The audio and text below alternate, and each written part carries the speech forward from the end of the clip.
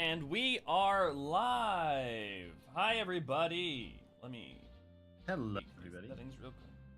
Hey, Niniri! How are you doing, my friend? I'm not too bad. How are you doing? I'm doing okay. I had a really good past week, and then a little bit of a rough 2 days. Been a little under the weather, a little bit sick, a little stressed, but otherwise good. Hi, Kiko, good to glad to have you. Infinite, good to glad to have you. Ray, good to glad to have you. Rowan, good to glad to have you. Light, good to glad to have you. How's y'all? Doing okay. Ready to play some Final Fantasy V with you guys. I also, speaking of, I need to equip Hello, the Levi. abilities for everyone. I definitely didn't do a bunch of grinding off stream before FanFest. Oh, and what different things do I want to give everyone? Question. Do that. Parts.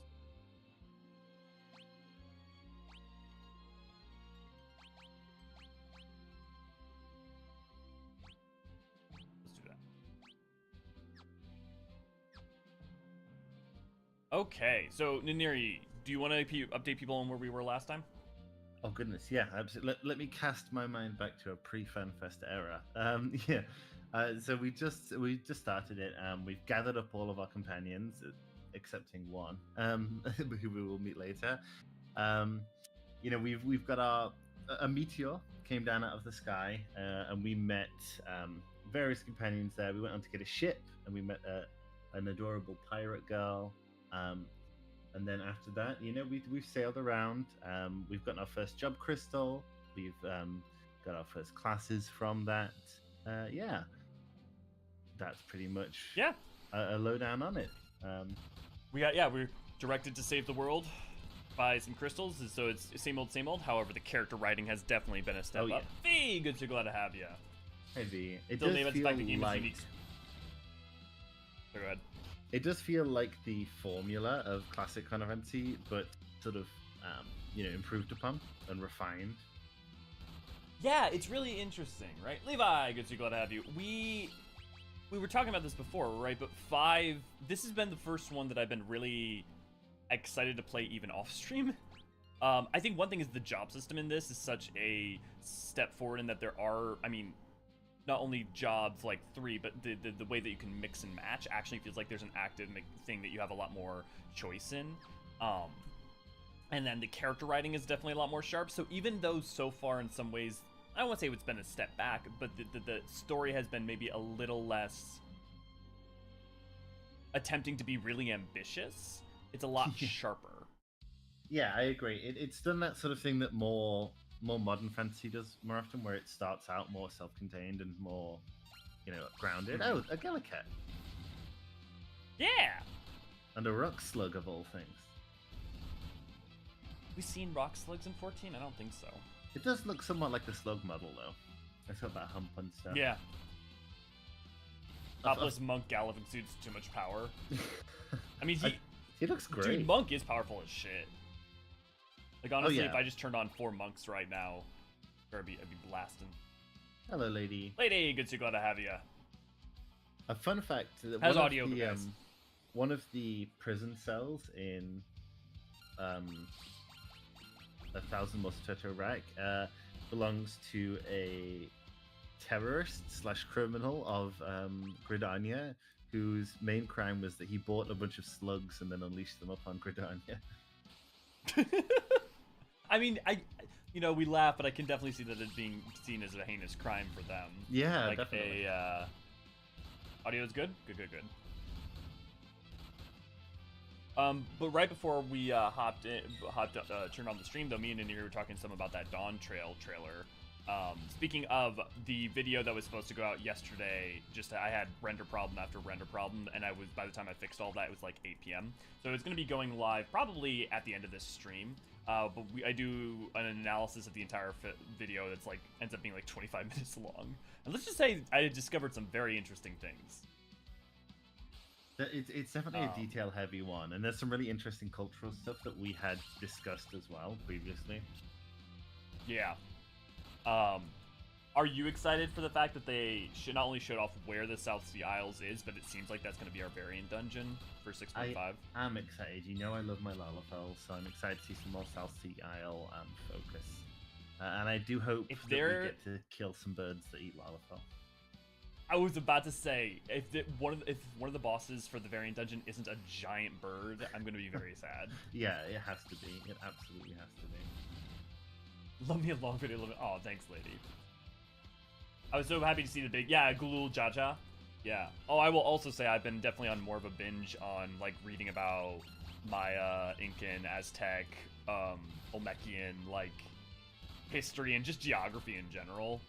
Yeah, which has definitely come in some use. And we've been discussing maybe doing a little video on it as well. I think that would be fun. Everything feels a bit quiet. I mean, I can try turning Neri up a little bit.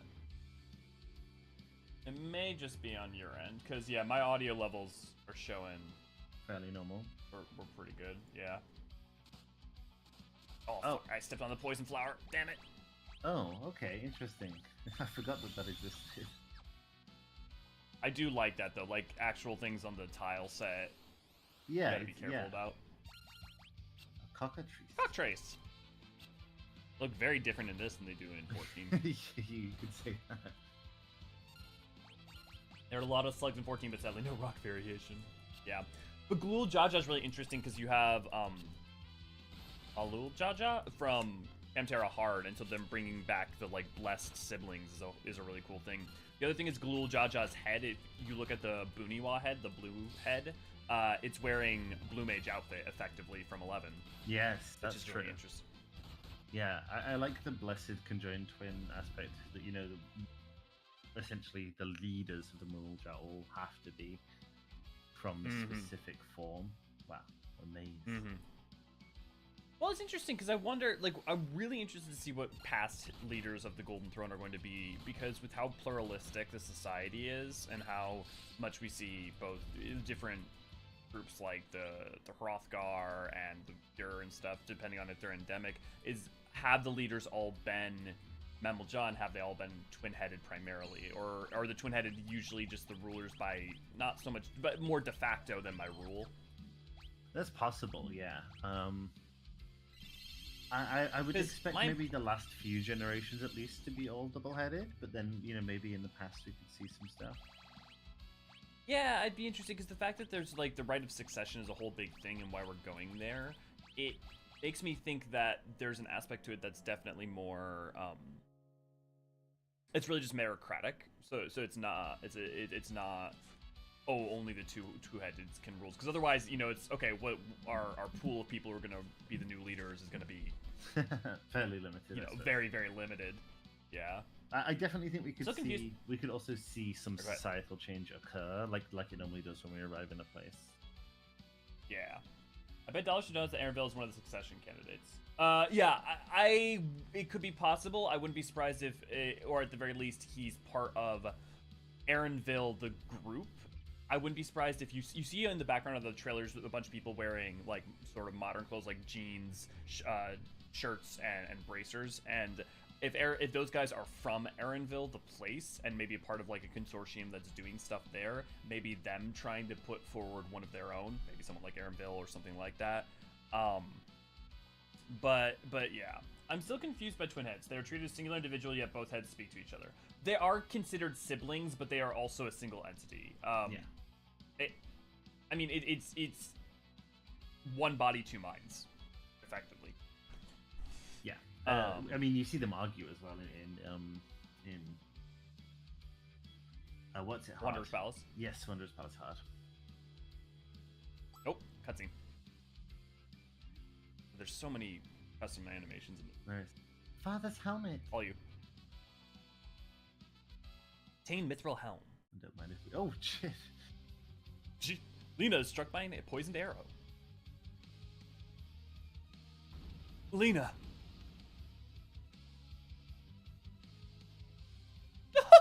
I came after the Windrake, but I seem to have caught something much more valuable.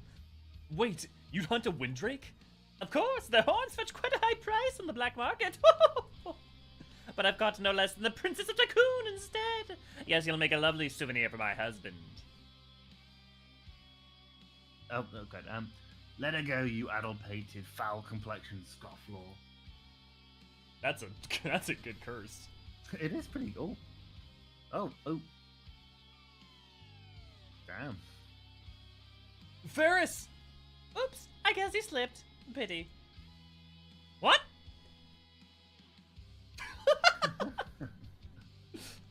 Fucking raw determination there. I know, yeah. Oh. I love that she gave them time to stake it. Yeah, that's pretty good. Lena, hang on. Oh, annoying little twerps ruining my plans. Fine. It just means I'll have to crush all 4 of you. Is this our first whip user? I think so. Whip confirmed. Honestly, I'm the amount of stuff in 5 that I'm like, oh, I definitely could see this ending up in 14. Not just the whip stuff, but just like a lot of the classes stuff. Yeah, 100%. I wonder if we'll see some 9 stuff in Dawn Trail, because there's certain areas that feel almost sort of Mesoamerican. Yeah, there's also, we know we're getting Tobli from 10-2, so as the Pelu Pelu. Yes. And with how much of and is inspired by like Okinawa, or at the very least kind of the coastal regions of Japan, which I realize is a lot of Japan, but like the southern coastal regions. Yeah. I wouldn't be surprised if there were some like intermittent 10 stuff in there. Yeah, it's like a Shikoku / Okinawa type vibe. Yeah, definitely. Oh, Levi is asking if we could move your portrait so it doesn't cover the enemy names. Yeah, give me a second. Yeah, the Shupas, yeah. I'm sure we were all very happy to see that little 10 thing put in there. Oop, that's not what I meant to do. There we go. Oh, my camera is angled very poorly for that. That's fine. We'll leave it for there for now. Play it different today. Fire, thank you.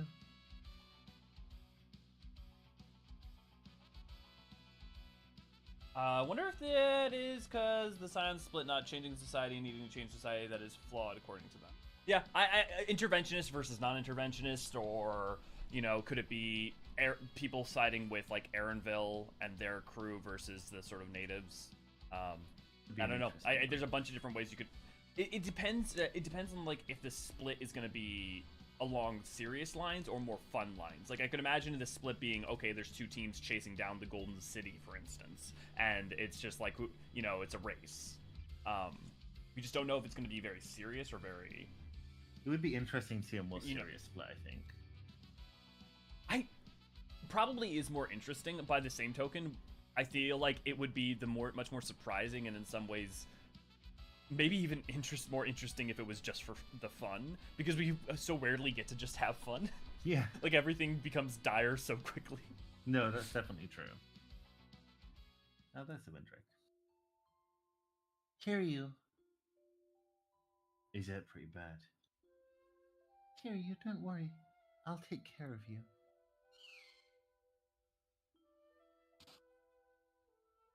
Oh, Lena. Ferris. Oh, sorry. Lena, what are you doing? Don't come any closer. I'll be fine. I just need to reach the dragon grass.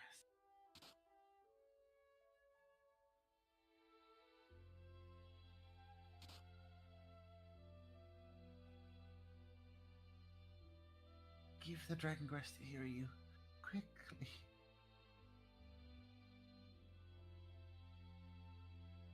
We have antidote. We do. We probably also have poisoner. Oh no, she probably has it. Also, she's literally the white mage. She could have poisoned herself. Please get well.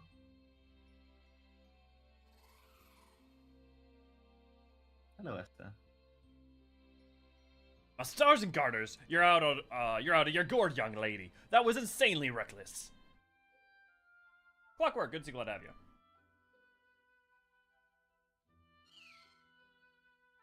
I do appreciate the, like, extra bit of character moment of her, like, doing that rather than just being like, oh, here's grass, boom. Lena is cured of poison. Kiryu, thank you. Looks like you're both hale and hearty again. Let's saddle up. Galof's quick to ride the dragon. Actually, I don't really like heights. Oh. What's so funny? Your face, kiddo. Now hop on.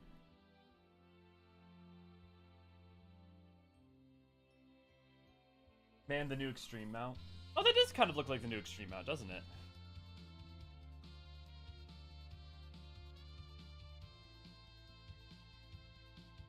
Hello, Yukio. Yukio, good to glad to have you.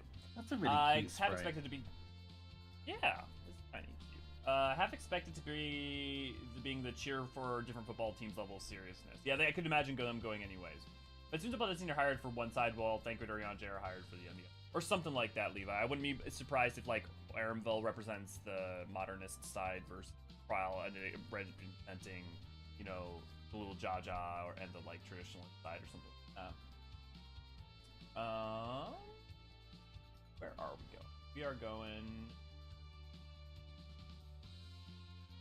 we going in to... Cabin, north of Sun.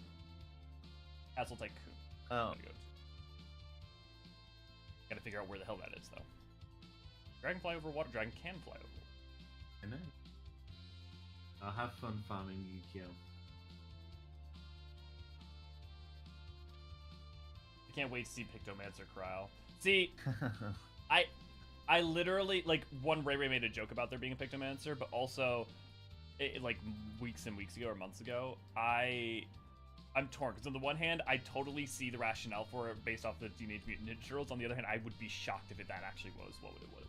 Yeah. But I would definitely take it.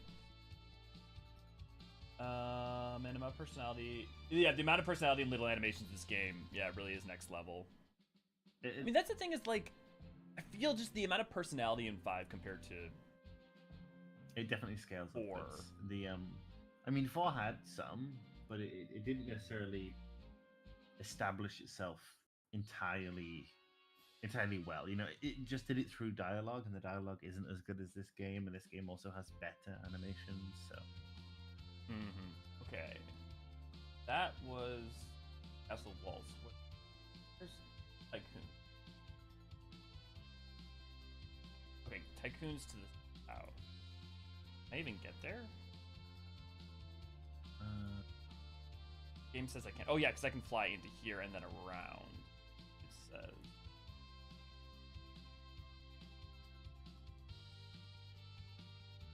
There we go. Okay.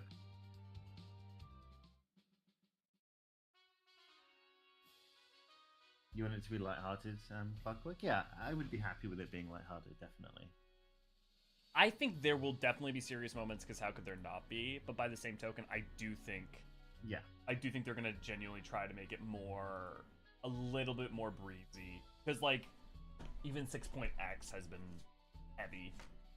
I think you'd struggle to, you know, to write another expansion after Endwalker that's been quite as serious as it. Not to say that Endwalker hasn't had light moments, because it has, but we need something that's at least a little bit lighter, I think.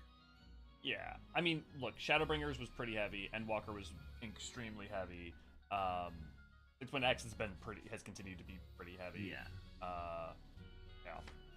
Princess Lena. Forgive me, I didn't mean to worry you. No need to fret about that now, but please, you must return to the castle for good. Our guard has been severely weakened by our recent monster raids, but there's no way we can recover without our princess. I'm sorry, I cannot stay. Princess, you have a responsibility to this kingdom. Yes, but I also have a responsibility to the world. Right now, we are all in danger. What's more, Father is still alive, and I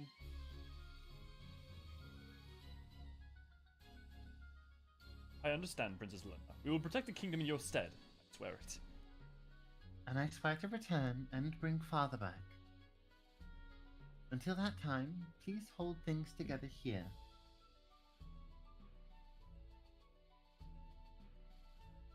For now, will you at least stay the night? Certainly. I will say this also might be the first Because 4 absolutely had multi-generational, right? Palom and Pylorum and Tella. Yeah, I'm trying to figure out why this called out to me more.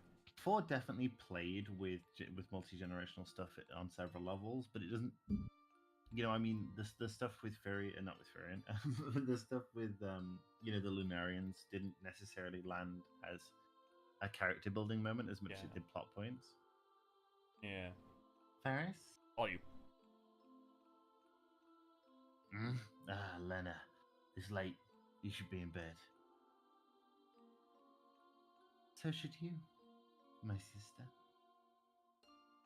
Hmm? I'm right, aren't I? You're my older sister. What are you going on about me? Don't be daft. But besides, a buccaneer like me, really, a princess, sounds a bit far-fetched.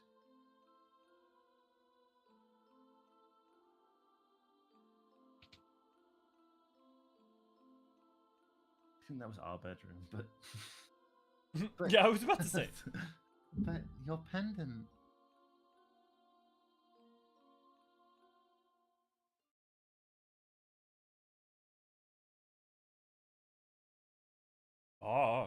Bots. Wow.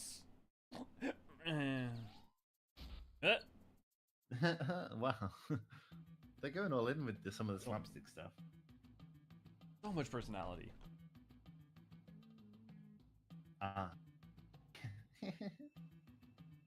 What in tarnations are you doing, kid? I think he's a few men short of a full crew. I love Ferris's little sayings. She's great. Her dialogue is so much better. I wonder if the localization was better, maybe. I don't think so. I think it is the writing, and the reason that I say that is because they've both had relocalization. They've both had multiple pass-throughs before. That's a good point, actually. But maybe I'm wrong. Demands, good to see, glad to have you. It wasn't me who said the shit. I don't know, Demands. Demands confused. Yeah, Clockwork, that would be cool. I feel like I would have to look back at what the thing that was said. Let me pull up the line from Yoshi P. I have notes on some of this stuff, but I feel like the twins are actually on the same side. I'm really excited to see what's inside the inside the Golden City, because there's definitely something messed up going and sort of deeper going on in there, even if the rest of the expansion is lighter. My question is, how long before we see something Allegan? We know they were in. We know they at some point were in the New World because of the Mammal Jaw. Yeah. So we find Mammal Jaw. They're called Thor, actually, in the Crystal Tower. Right. And the Crystal Tower had been locked away for 5,000 years, so they hadn't gotten in there recently. Definitely not. In fact, we even find some of them, I believe, in the World of Darkness. Oh, are there clones? I don't remember if there's clones of Mammal Jaw in there.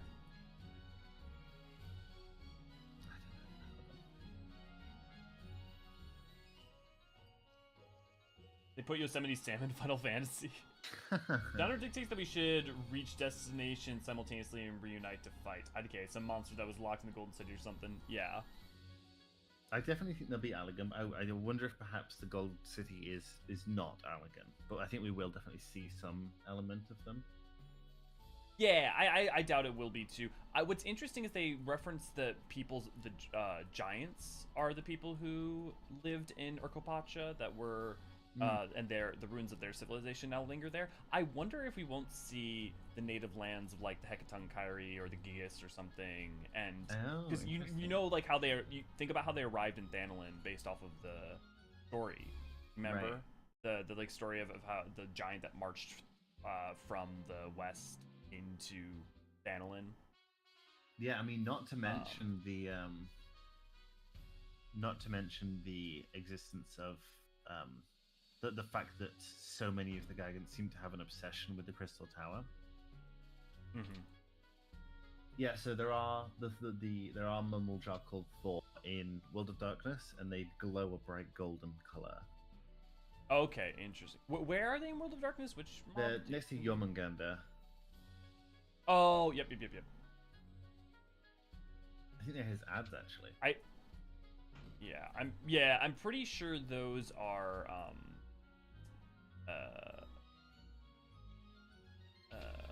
my god. Those are probably clones, seeing as everything we see that isn't a void send in there is a clone. What's interesting about that, though, is that it implies that Amon did clone Mammal Jaw, which further secures their existence in the New World, and existence in the New World, and at least somewhat co-contemporary with Amon. And it also provides maybe an interesting look at the dual-headed Mulja. I'm not certain of that, but I think it's a possibility. Oh, you think that they're a byproduct of? I wouldn't go so far as to say I think, but I think that it's a possibility that stands out. Yeah, I guess I just see that as just a byproduct of, like, cross clan procreation, because always weird shit happens with that. It could be. Because, like, the Bunyiwa and the Hubigo are just, like, such diverse clans that... I mean, you get weird shit, like, when Hyur and Elzen have children, sometimes you get... normal Elzen or Hurian children, and sometimes you get Hilda. So by that same token, I can imagine... that's possible. I would imagine that certainly they would want to be, intermixing as much as possible then. Yeah! I guess based off of what E1 tells us, it's not as simple as, like, oh, if a Hubigo and a Bunyiwa, have a child, it ends up as two-headed. It seems like it's like, specifically in rare cases this happens. Yeah, I wonder if maybe there's some sort of genetic coding, like, how, like, frogs can become female and stuff, if there's no males around. Sorry, if there's no females around, stuff like that.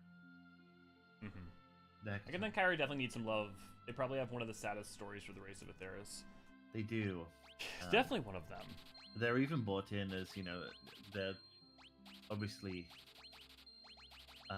they are a group that has been abused by the Thorn dynasty, who is otherwise set up as the more moralist of the Uldan dynasties, at least sort of in certain contexts and time periods. So it's interesting that it's those who abused the Kyries. Yeah, can anyone think of us seeing Gygas or anything like them in the first? No, I don't think so. Because if we don't, I mean, there's one thing that supports then is the idea that they're transplants. They could be transplants from the New Worlds into Eorzea. That happened on the first, or that happened on the source, but never happened on the first. Yeah, nope, can't remember seeing Gygas. Okay, yeah, see. Yeah, I can't think of any of them appearing there. Of course, they could have, well, logically they'd be. Yeah, they'd be on there. They'd be up in the northern sections, but they'd be there. What the hell is that? I don't know. Garula? This is Garula. It lives in the forest near the tower. A Garula shy, so don't tease it, okay? Okay. Interesting. Garula. Oh, it's supposed to be a mammoth.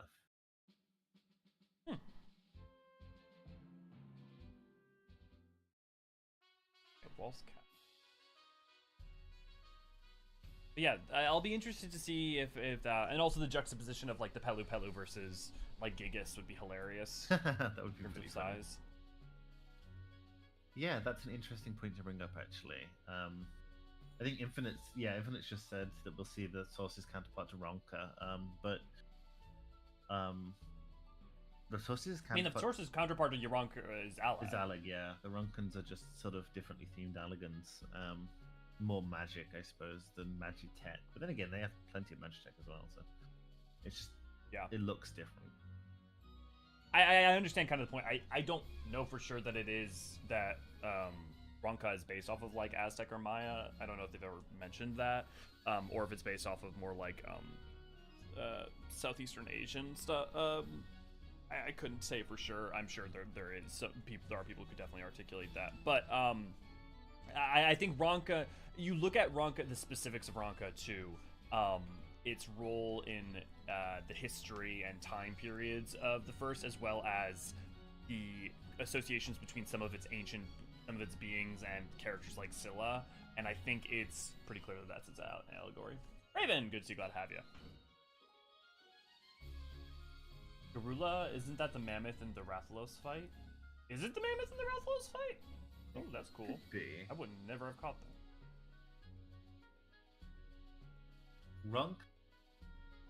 Ronka feels like sort of ambiguously Asian to me. Ambiguously Asian, yeah. I think there's just a lot of like Legends of the Hidden Temple energy going on, which is why I think a lot of people think of like Mesoamerica. Yeah, you were right. Good catch, Rowan. I would have never remembered that. I definitely see why. I think some of the post-Ronkan stuff also feels somewhat. I mean, it could always be both. It can always be a mix. I mean, we see, for example, that mix in the Dawn Trail trailer. You know, we see the Southeast Asian style houses, and then obviously most of it is Meso and South American theme. Yeah. Also, Fate in the Steps, nice. Greetings, sorry I'm a little late. Yeah, no worries, Raven. The announcement went out a little late. I mean, the location on the first and the source isn't always 1-to-1. The Mords being in the desert and the Kobolds being on Vilbrant. Yeah.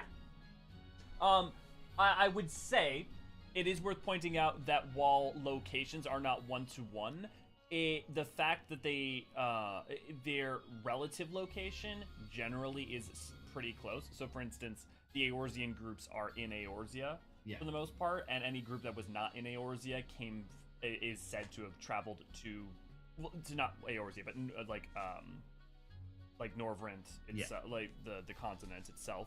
So that's totally fair. I would point out though that the utter absence of a group would imply that they've never existed anywhere in there, and that is notable for a group that exists in multiple places in Eorzea. So, for instance, the Gigas and the giants, and as a general group, have existed in multiple parts of Eorzea, and none of them are found anywhere in the first. It's notable. How much of Abelathia's Spine's sort of alternative is on the Norvrent map? There's at least some of it is, right? That's a great question. Yes, some of it. Let me pull up. I've got the map right.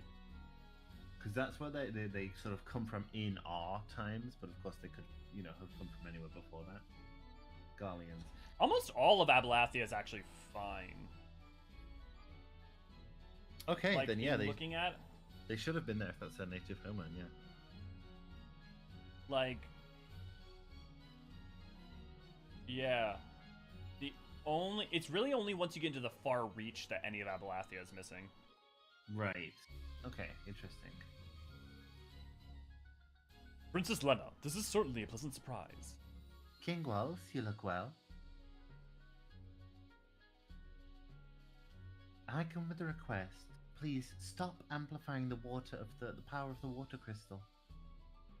Oh, you must be joking. I could never do that. The crystal powers allows my people to live in comfort. King Wolf, if left as it is, the crystal will shatter. I've heard about the incident with the wind crystal. However, there is no evidence to suggest the same thing will happen to the water crystal. Furthermore, I am certain that the people would be opposed to ceasing the crystal's amplification. Look, we don't have time to be arguing over that. Oh, well, we sure don't. Holy moly, what's going on? Holy crap, another meteor. Oh. We did just say that meteors are a bigger thing in this game. I guess that proves us right. Can someone look up who the localizer for 5 and 4 were? Because I thought it was mostly some of the same people for the early ones, but I may be wrong. It also may depend on the version. Brad, good to see you, glad to have you. Dude, some of the music in this is a banger. Like, it just comes in like... It's an emergency! A meteorite fell near the Tower of Wolves. What?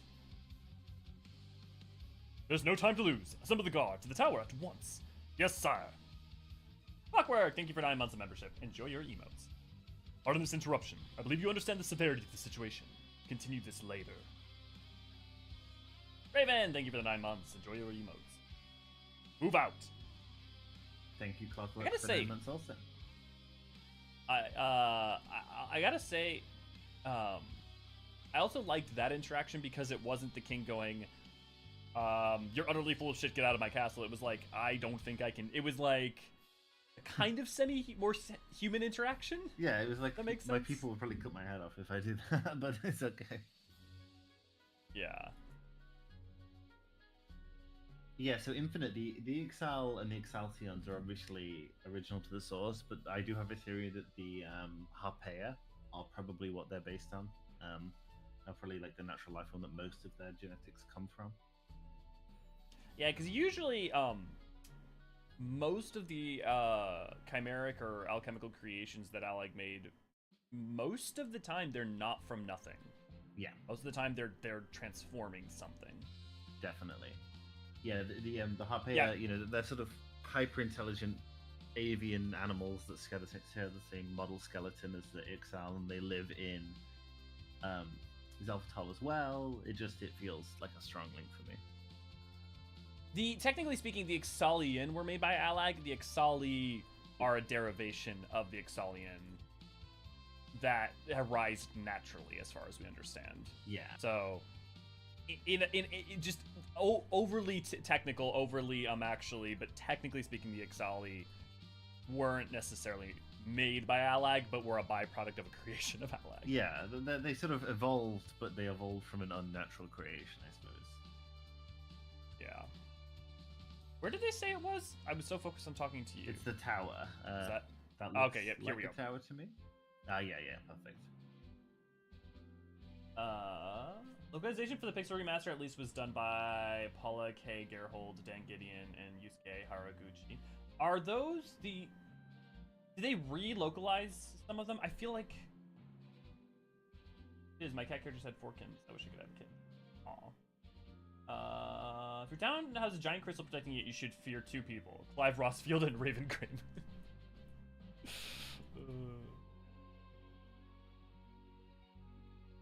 I appreciate that they let us go check out the meteor, even if there's nothing. Yes, me too. Weirdly enough, Sally have a lot in common. Hey, there's Garula!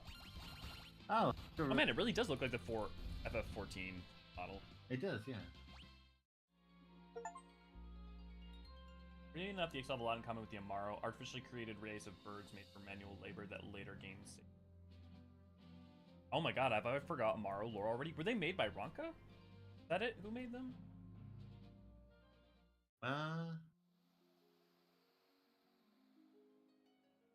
Oh, I think there is some implication that there's something fucky going on with the Amaro.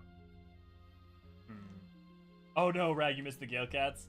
Well, luckily there's the entire Sea of Clouds to check them out. Garula took us by surprise. Sorry, it's never tried to attack anyone before.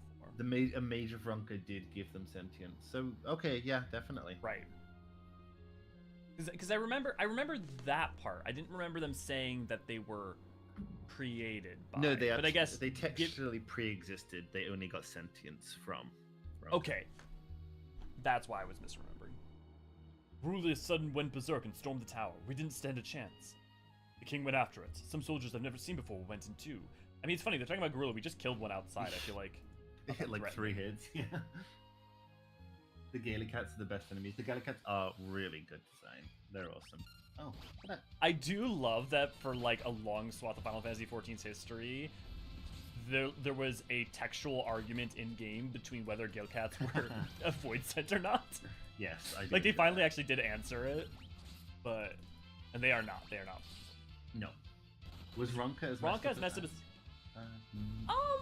the impression given based off of the V and what we get in the MSQ is they're not as messed up.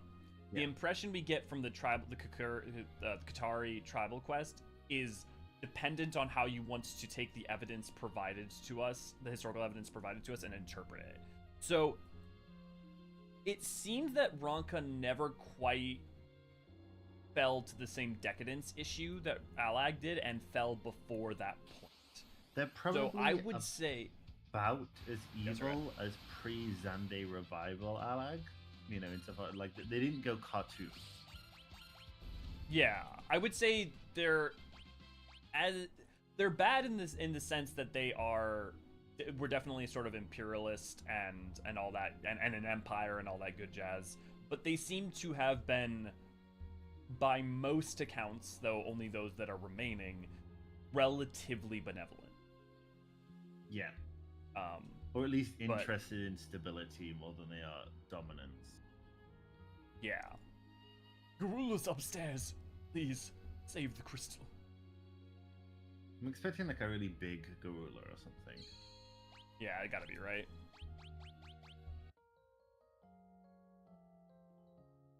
You're stuck on deciding if the Viera protected the Qatari or hunted them for food. I think hunting them for food would be a little bit dark.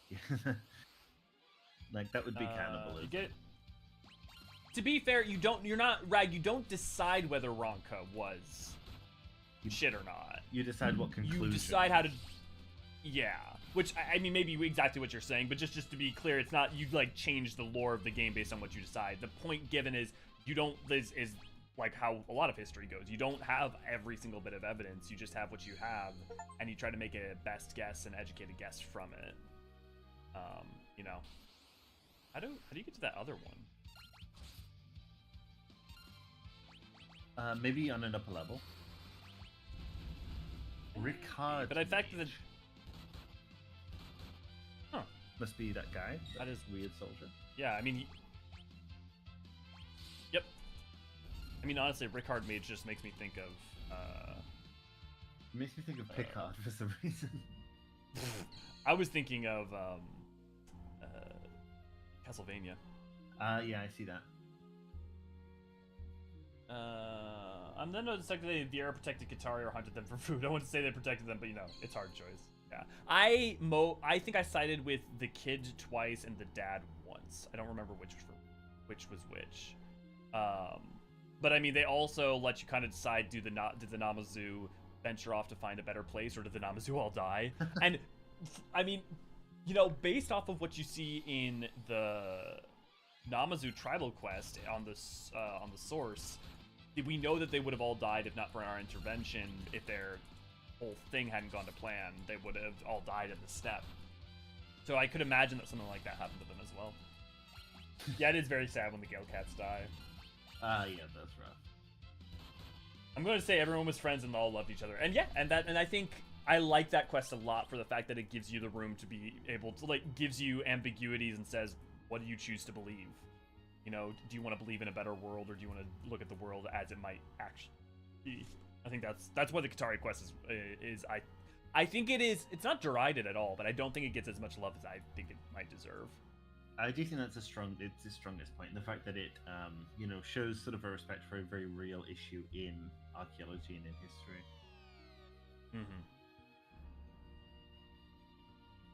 With Valigamondu showing up, do you think we'll see any of the other FF6 like Zona Seeker, a town like Zozo, or maybe even something like Esper World? Here's what I'll say. I wouldn't look at any of the references we're getting so far. So, for instance, the 11 stuff, the 11 Blue Mage stuff, or the Pelu Pelu with X2, and think that they're gonna like deeply connect it to any of the Final Fantasies. Right. Right now, when I look at it, what I see is they are taking any element from any Final Fantasy that works for this expansion. So I would just see a lot of picking and choosing. That said, maybe. I mean, you could an Esper World or something like that, because they already did, like, Quetzalcoatl is a boss and Amnesis a Niter. Right. Or maybe not Amnesis, Academia Niter. So I think they're just kind of picking and choosing there, right? Because it does not necessarily seem like it's strongly 5 or 5 or 6 themed, as far as I can tell. But maybe. Yeah, it's an interesting one. I wouldn't draw too many conclusions from Valigamanda. I mean, it appears in other games as well. It appears in some of the spin-offs and stuff.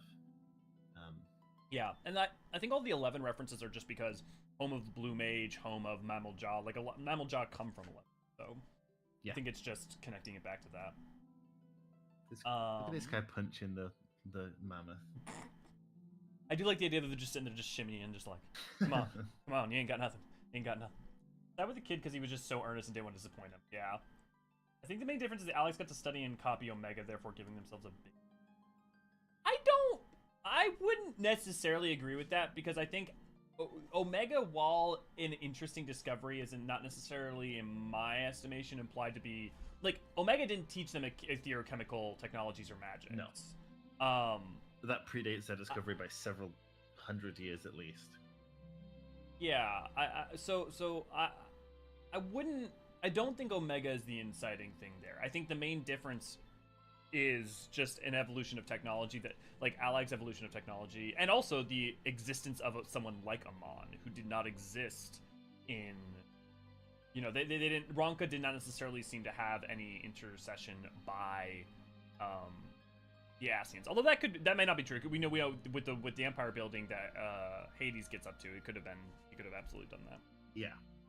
Also, though Valley Garmanda has various other influences, I also think he looks a lot like certain Aztec gods, like Huitzilopochtli. Oh. So I think it just makes sense.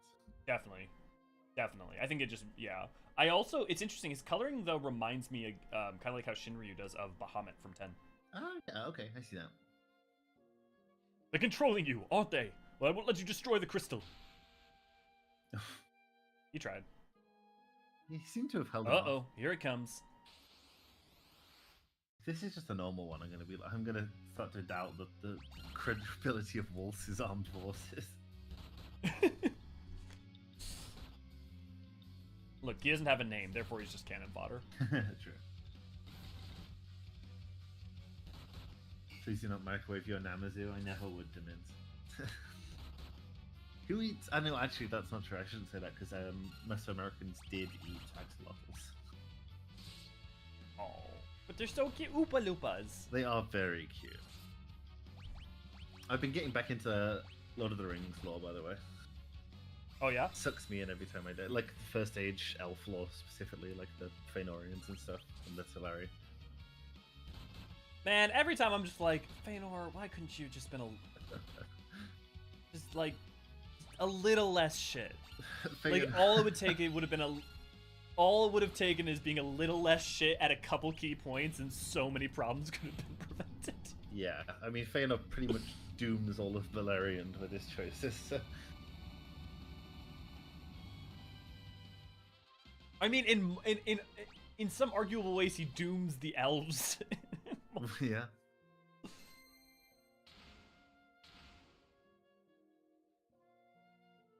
The crystal.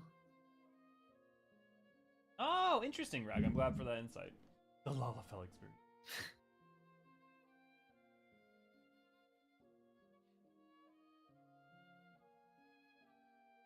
Is it terrible? Oh, by the way, when you're near it. I want the classes, so like the fact that shatters is fine for me. Break, give me your power. We're actually the villains all along. By the way, you make a cameo in the video coming out today. Oh, perfect. I'll give it a watch as soon as it goes up. We were too late.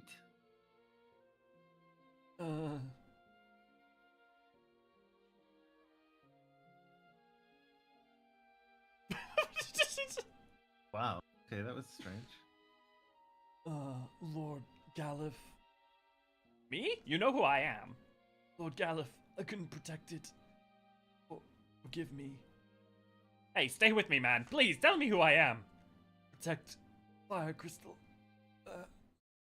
Interesting. The twist.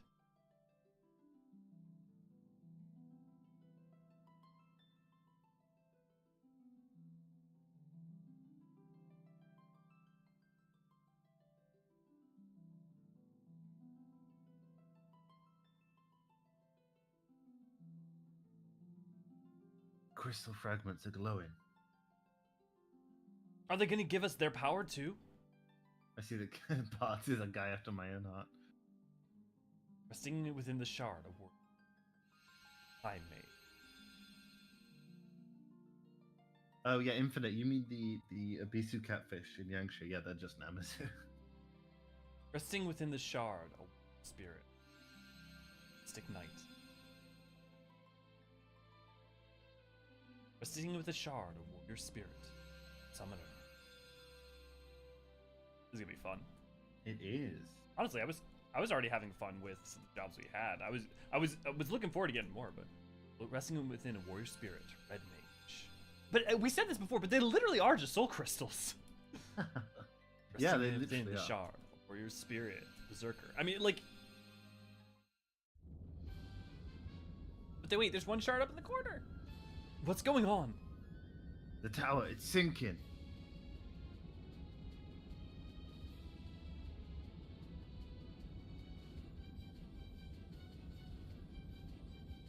Yeah, Berserker's really good. Grab the crystal. Grab the crystal. Oh, It won't let me. so annoying. What the fuck? Cut content, maybe? I just want to make sure. I just want to make sure I'm not doing something dumb, like say, like for instance, the thing that you can't.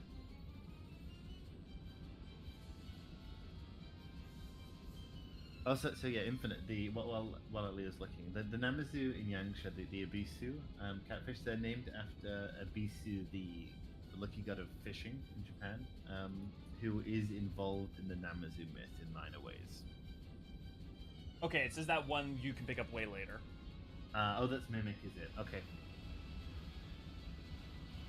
Interesting. Jesus. I like that they set it up though. That's cool. That is kind of cool. Yeah, the fact that it doesn't just like fall out of the sky onto you or something. Damn. Yeah. Ah! It's our good friend, Sildra. Oh. I mean, Sildra. What is it with this game and getting into giant dragon stomachs like Leviathan? Oh. Sildra, you're alive. And you're voring us.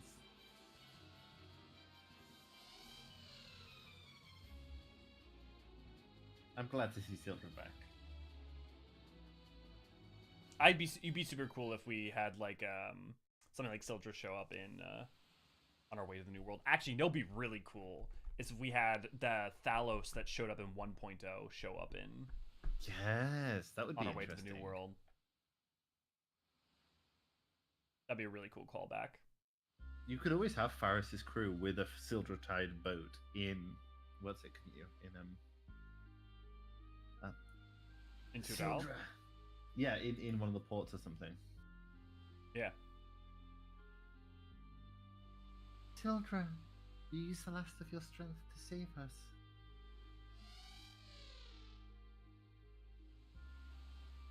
What are you saying? Sildra, you can't die. I won't let you.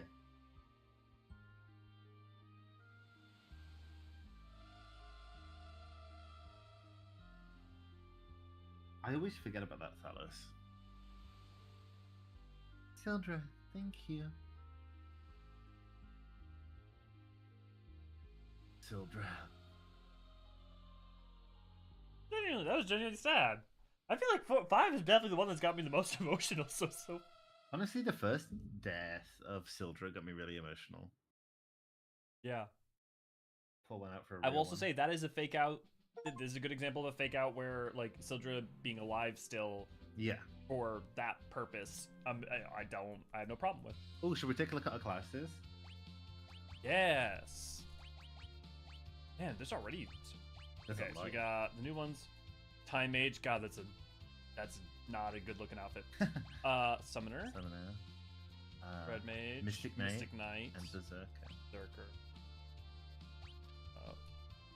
Always Berserk in battle. These feral warriors cannot be given commands, but gain great strength in return. So we're definitely gonna make bards that. Yeah, let's do it for some fun, if nothing else. What game has a good-looking Time Mage? Doesn't Tactics have like a decent-looking Time Mage? No, actually, it's still got the pie hat on that looks kind of stupid. I think the best looking Time Mage is Final Fantasy 14 because it's the Astrologian. It was true, actually, yeah.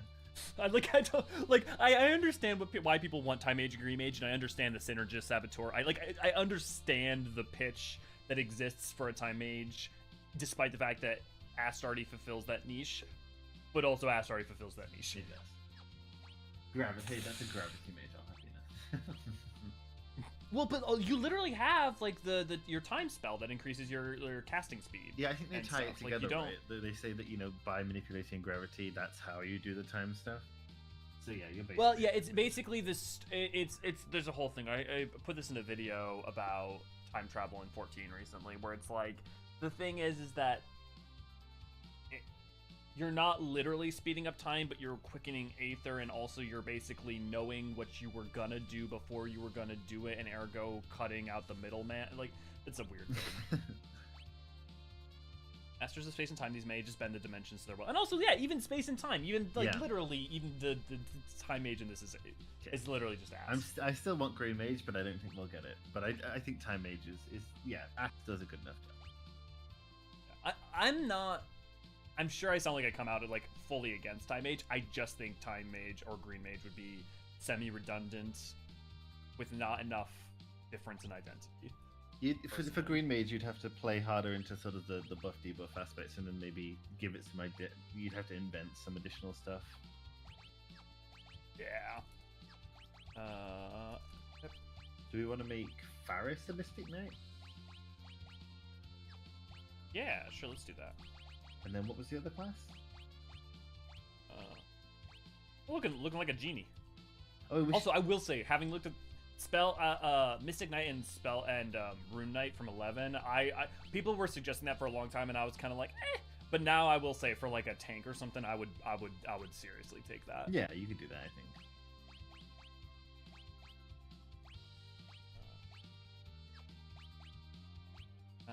And maybe just keep Galif as a Yeah.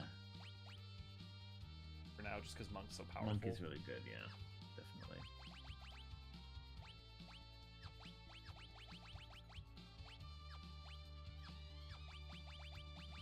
Abilities.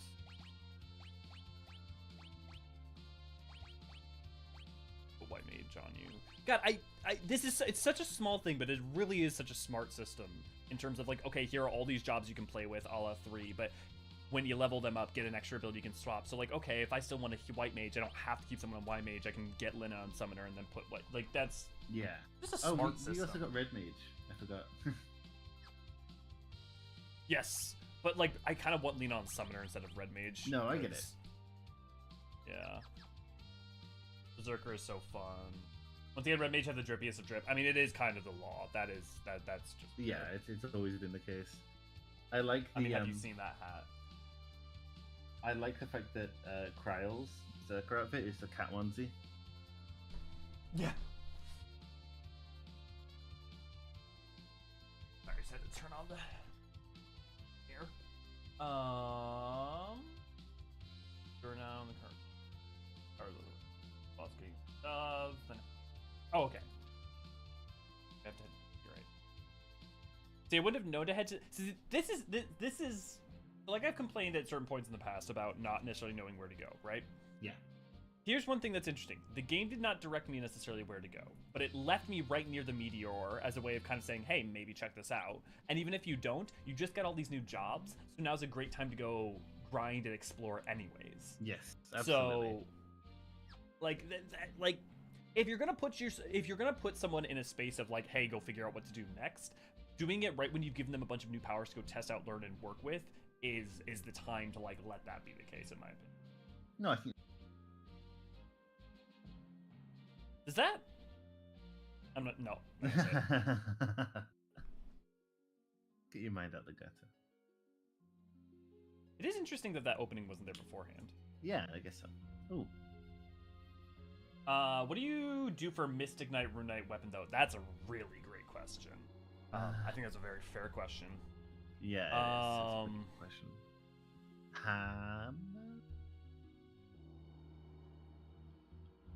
Double-sided sword.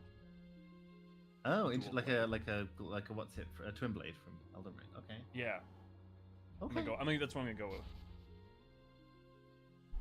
Because I would go with something like a type of sword or a great sword or something, but obviously it's taken. A magic one that generates a blade? Yeah, that would be interesting, Levi, but it's kind of just a sword. But an Aether blade, yeah, that'd be cool. It would be interesting. That's just a lightsaber. Did he just warp? We won't know until we try. I'd vomit if I had to spin that fast. I am weird. I find that relaxing. What? This place feels so familiar, and the soldier in the tower knew me. Who am I? Spinning really fast like that, like, calms my stomach. I'm not kidding. Huh. Okay. Work. It's strange how these things differ from person to person.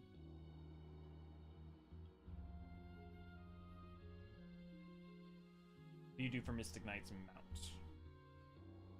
I would have to play more 11 and like look into like the Rune Knight and all that. I think it also depends on where they're from. Yeah, you could basically do anything really with the type mounts. Like they do not play too close to the anything particularly firm with them. So you could always go like There's no specific. camel. Yeah, there's no specific connection between lions and paladins, or there's no specific connection between bears and warriors. No specific connection between tigers and. Oh my god, they did lion, tigers, and bears. I only just realized that. The tank mounts are lions, tigers, and bears. What's the significance of those three? Oh my, lions and tigers and bears. Oh my. I don't know that. Wizard of Oz? Oh, okay. Man, it's been a while since I've done. And then there's the Dark Knight Panther. Yeah, the panther makes sense. I guess the lion is Arthurian. Like lions. Yeah, there's something that's very like classic about it. Yeah. But a lot of them are just based on vibes, so you can do whatever you want. Yeah, Snow Leopard would be fine. Yeah. You'll love the new ride, Wild Mouse at Cedar Point. This is nice, sort of Arabian themed in this game. Yeah. Well, there's all kind of there's the Arabian theme here, and there's also like this. I don't know if it's Arabian themed 11, but there's just a lot of like sort of theme like that.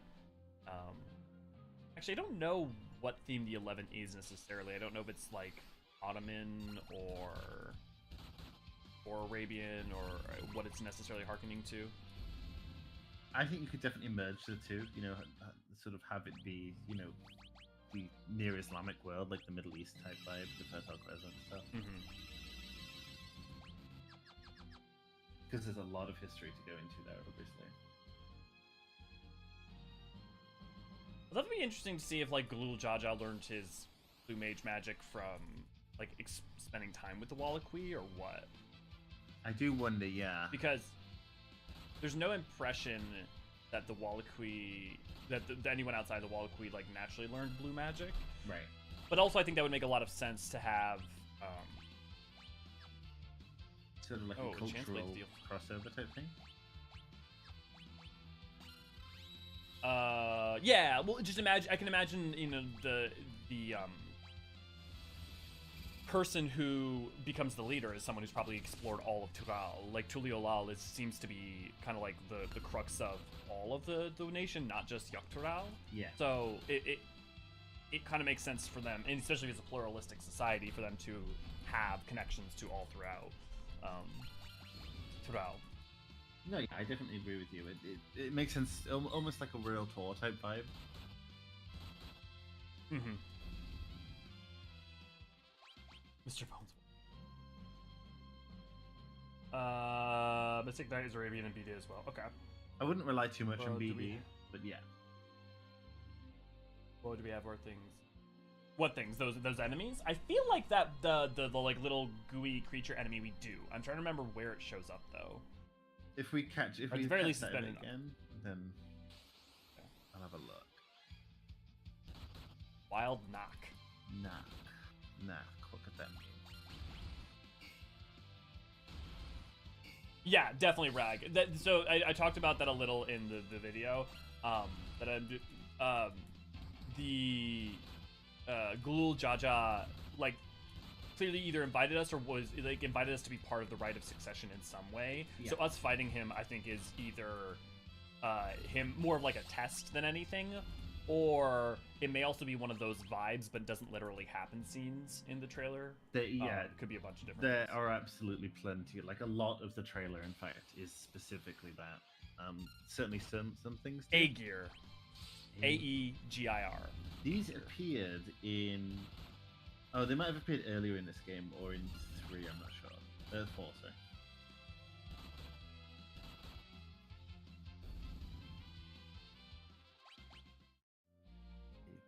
I wonder if we are somebody's proxy champion. Yeah, could be.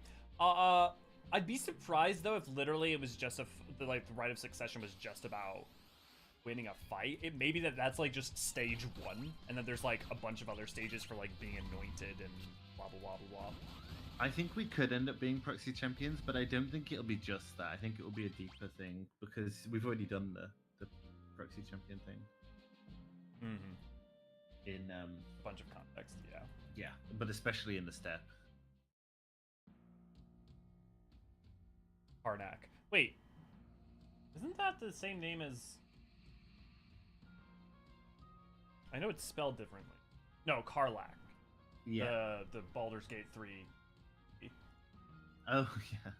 Oh yeah. Have we all been playing Did Baldur's Karnak get Gate? used? Yeah, I've been playing a little bit in my free time. I haven't had a lot of free time though, so Yeah. I'm only just into Act 2. Mm-hmm. So one of the most important, if not the most important, religious site that we've ever sort of unearthed in Egypt is called Karnak. So that's interesting. Oh, that's why someone mentioned it when someone commented on one of our videos talking about when we were talking about Karn. Yep. Someone mentioned it. You there? Don't move. There they are. What? You're in league with the monsters. We saw you all crawl from the meteorite. Don't try to deny. Why would we go buy a... What? Okay. Oh, who's that? Sephiroth? Sephiroth.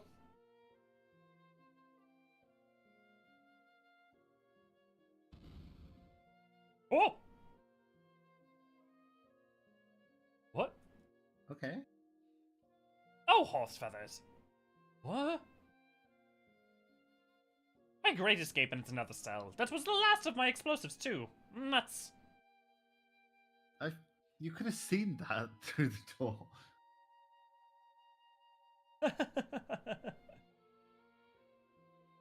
Oh, you kids think that's funny, do you? It doesn't matter. The name's Sid. I was about to say explosives, is it Sid? Yeah. What? The same Professor Sid who made those terrible machines to amplify the crystals? The Sids do like making terrible machines that often accidentally are used for bad purposes. Forgive me, that was rude. No, you don't have to apologize. It's the truth, after all. I'm to blame for everything. One day, many years ago, I found a faded old tome in the library of the ancients. It said that 1,000 years ago, the crystal held much more power than they do now. So I studied the crystals at Tycoon, Waltz, and Karnak, and built machines to enhance them. But I was wrong. Increasing the power output only caused them to shatter. Oh, it's all my fault. But why are you locked up? Too late to save the crystals in Tycoon and Waltz. I figured I could at least save the one here in Karnak. When I tried to switch off the machine, they threw me in here. Sounds like we're on the same team, you and us. Sounds like we're on the same team, you and us. You're here to protect the crystal. Yep, we were asked to by this. Huh? What? But that's a crystal shard. Who are you people? This is terrible, terrible, Professor Sid. There's an identical transfer in every kingdom. What's happened? You were right all along. The crystal's cracked. What? I turned off the amplifier, but the crystal's power output has only increased. The fire-powered ship. Yes, what about it? Most likely the fire-powered ship is leeching power from the crystal. Professor, please, we cannot do this alone. You have to help us. Is this a nuclear power alligator? No. I'll need these folks to lend a hand. What? But they were seen coming out of the meteorite. They're in cahoots with that werewolf. The only werewolf I'm in cahoots with is Shakira. If they can't help, I guess I can't either. All right, Professor. You're willing to help me, right? I'll go ahead to the fire-powered ship. Not exactly a safe place to be. You get ready and meet me there. I'll be waiting.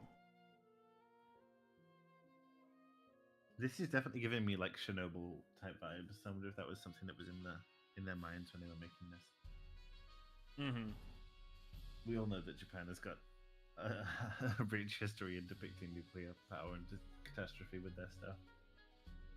Yes. Quite. I like cast magic on it.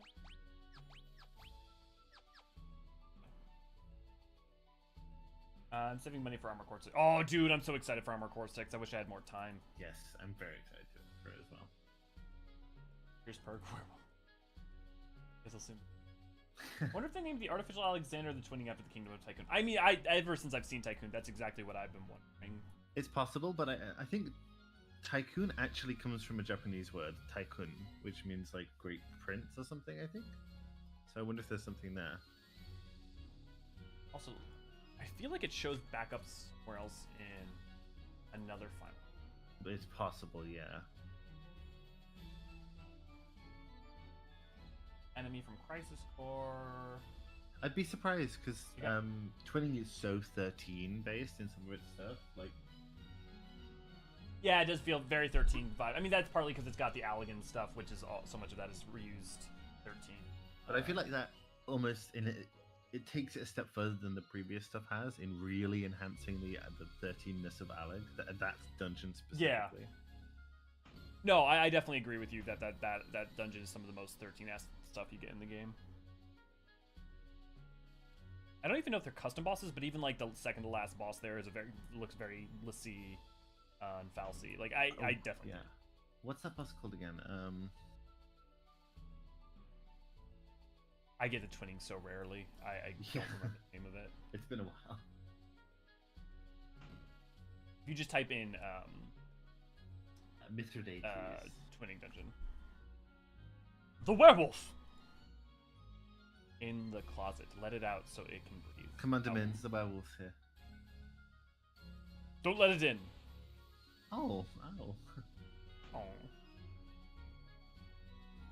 Yeah, Mithridates. Let's get him off using some of Professor Sid's explosives, but he'll be back. You can count on it. Let the werewolf in. Okay, Demiz. I knew you were going to be in it. Yes. Armor 6 is going to be so good. Armor Core with a bit of Sekiro combat vibe. Yeah. It is a Lassie. It is just a Lassie model. Okay, it is just a reused Lassie model Yeah. from... Well, I'm sure Okay. it's, reused and retextured and stuff, but still. Yeah. Yeah, I've never looked very closely at the models. I'd be curious to see, like, some of them are, like, look just like they've been retextured, but I'd be curious if the models are the exact same, or some of the, like, things used in binding coils that are just straight from Yeah. 12 or 13. That's possible, actually, considering the fact that it's, of the date that it is. I wonder if that's... Right. And the rush that they were in to do it, I wonder perhaps, yeah. Right. Like, I guess my question is, like, how much if they had to remodel it, would it have saved that? It would have saved time. Yeah. Even if they like, okay, the design exists already, we don't have to design it, but we still have to model it. I don't know. I'd be curious if anyone's ever done the look. We know, for example, that they didn't remodel the first few dungeons from 1.0, and that means that they can't add on to them easily without remaking the entire thing now. So definitely... So which ones? Like Sastasha, Timtara, Yeah. Copperbell, or... Yeah, so when they do eventually make the ones for those, they apparently have to remake every stitch of the entire area, which is why Sastasha, for example, looks so unlike the original Sastasha. Like, there's so little of it that is shared, and the areas that are shared are very different. But then with stuff like Tamtara, they do manage to hone closer. I wonder if maybe they figured it out then. Well, in Copperbell, they changed a bunch of recently, so I feel like that one they must have figured out to some extent. They must have. Well, they have the resources recently. to do whatever they want now, I suppose. Within Yeah. reason. Put the puppy in. He just wants some kibble and belly rubs. I would imagine actually that whole thing got wiped out when they refreshed the early dungeons. Yeah, that would make sense to me. I mean, there's a lot of things too that they said were technical difficulties that they had seemed to spend the time to fix over the past 2 years, especially. I mean, not least of which part of duty support, but for instance, they're making it so optional items are all going to be in the armoire. Yeah, thank God for that. Oh my God, dual die channels. I am so excited for dual die channels. It's going to get me into glam for the first time. Yeah, Like hardcore. Well, you liked Guild Wars, so it's very like. It's Yeah, like Guild Wars die impression. is peak. Yeah, Guild Wars 2's die system is definitely peak. And while it's not the collect a die you have it permanently system, that's fine. I at least there's now dual die channels, and also the engine update is going to change so much. Yeah, absolutely. You have 7 retainers full Okay. of glam, Levi. Oh lordy, oh my lord. I also may have recently gone on a spree, and I now have 99 of every die in the game. Oh, So I'm ready for a year from now. my glams are like still mostly unchanged from like Shadowbringers, I guess, late Stormblood maybe. So I'm happy. Yeah, I was about to say everything about your outfit is still was from late Stormblood. Yeah, I mean elements of it are from Heaven's Ward. Cool as yeah. Fun fact, these 5x wolf encounters are best early game gil, often used to buy lots of rods to break in Fiesta. Brag, I'm appreciative of the like ways in which you know people speedrunning break the game. Yes, exactly. This speedrunning tips from Rag are great. Speaking of optional items, they added a new set in the shop with headphones, and they look hysterical on VR. Mikote and Elra. I haven't looked at that. That's funny. Yes, definitely. You should also, I recommend doing the AR tribe, because even though they're like the weakest of them, they're still good stories. Yeah, you also get to see a kobold fucking herbicide. There's some highlights. I'll say. I really like the I like the Era Beast Quest. I like the Heaven's Ward Beast Quest quite a lot. You know, they're less technically impressive, but I think they're really good. Yeah, I like the Ixali one partly because also it's got really good lore. The Emulsion one tries to go hard. The Emulsion one has a lot of stuff that enhances the tempering storyline later on. Yeah. Trying to think about which one's the weak. Sylph is probably the weakest. The Sylph gameplay is absolutely miserable. That doesn't help it. Well, yeah, and then also I think the story itself is just... The story isn't like, great. It doesn't go anywhere. It doesn't really... Like, because there's the Pod Child, but the Pod Child thing doesn't really matter. You don't really learn anything about the two different sides of the Sylphs that you didn't learn in the 2.x. The Chocobo guy never grows past being kind of the thing he is. Yeah, he's just always that like weird nerdy guy. Yeah. The mantra mostly about Mikote. She's definitely the emotional crux in her mother, but there's plenty of emotional stuff there, just not lore stuff. Yeah, and I don't feel like it says that much about Mikote. I think there's a very important Mikote character, but it's mostly a conversation about what her role is in Emulsion Society and also kind of orphans and Hydaelyn. Yeah.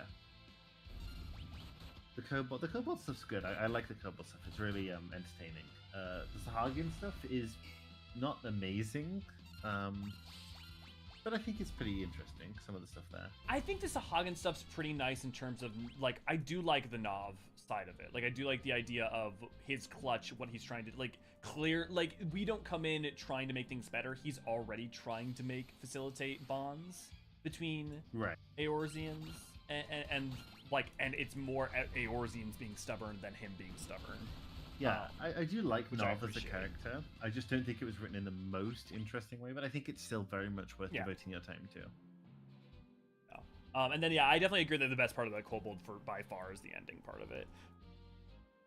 I'm a big fan of the Nath quests. Mostly because I love the Nath mount, but also I think some of the stuff that does is really funny.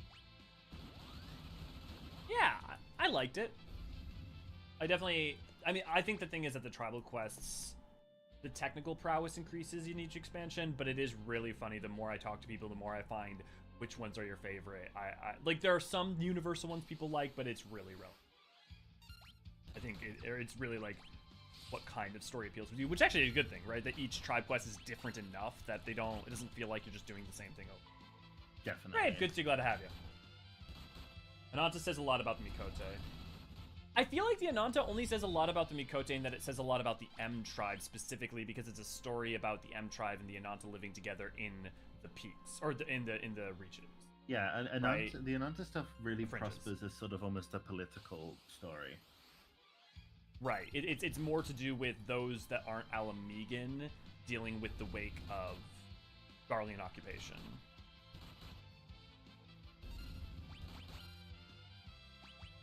Saddest part of the era and premise of yeah, we kill.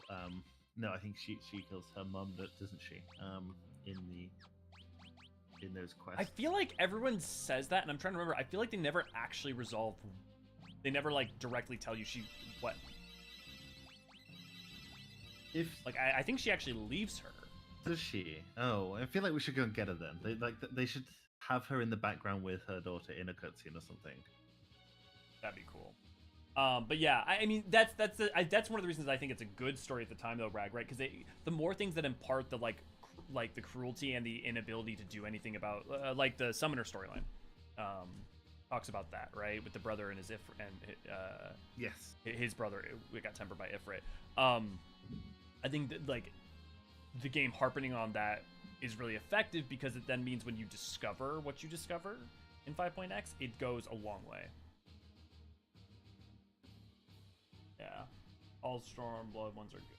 And onto Beast Tribe Quest is actually kind of my favorite part of the Allegamegan politics. Yeah, yeah, I think I agree with that. I like the skulls and stuff, but this does feel more interesting to me. And I like the obviously I also like the what's the war called? The what? The war between Alamigo and Gridania. The Autumn War? The Autumn War, that's it. I like the lore of that, yeah. And the fringes and stuff. Yeah. That one Catboy is lucky he gets to be noon and hang out with the Snake Women. It took you long enough. Sorry, I had to go kill some guys, level up my jobs. Just as I suspected, the ship's engine is what's draining the crystal's power. The engine? Yes. If the engine isn't stopping quickly, the fire crystal will shatter. Will you go and turn it off? Seems easy enough. Why didn't you do that already, Sid? It's going to be full of months. Assuming there's something going on.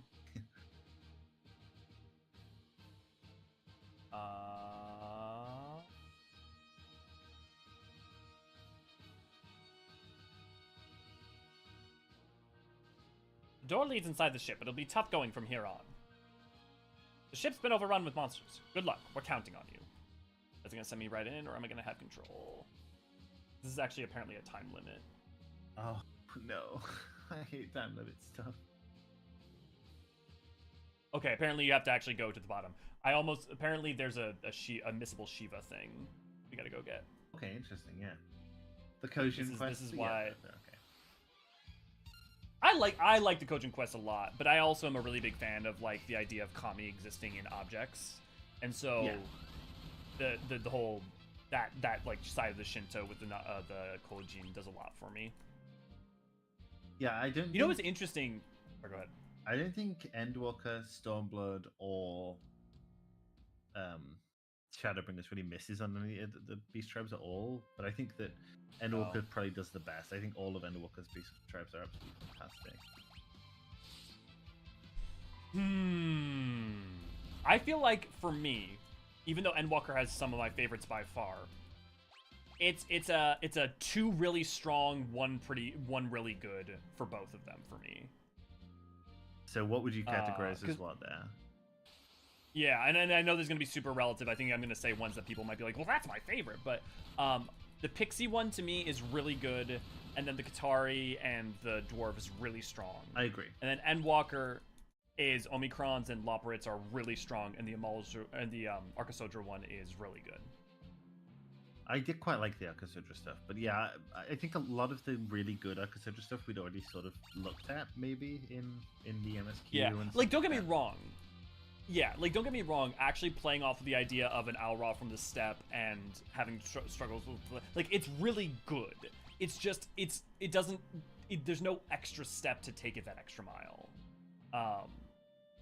Like in terms of like it is that story, and that story is a great story, but it's not like I'm deeply emotionally moved by the Loporits and the Omicron. I'm laughing my ass off at the dwarves, whereas like the Archosodra one is just really just strong, you know, just like where did I leave the dragon? Yeah, good question. I do suspect that maybe the Omicrons are the best Beast Tribes they've ever done, in my opinion. Do I agree with that? I think I probably agree with that, yeah. They really stand out for me. Yeah. I mean, I cried when I walked into Elysium for the first time. Yeah, it's so in touch with the themes of its expansion as well.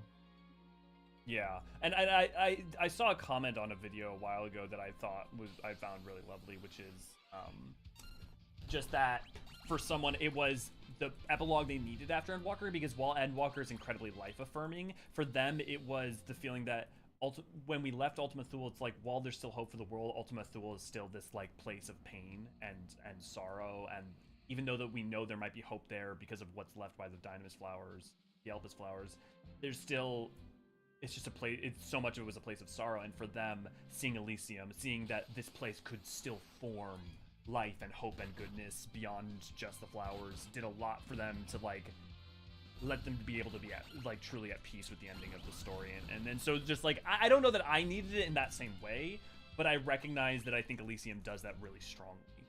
I 100% see why people would need that after Ultima Thule. If they if they were left particularly affected by it, it does soften. It doesn't. I'm not gonna say it softens but it provides more catharsis for the zone.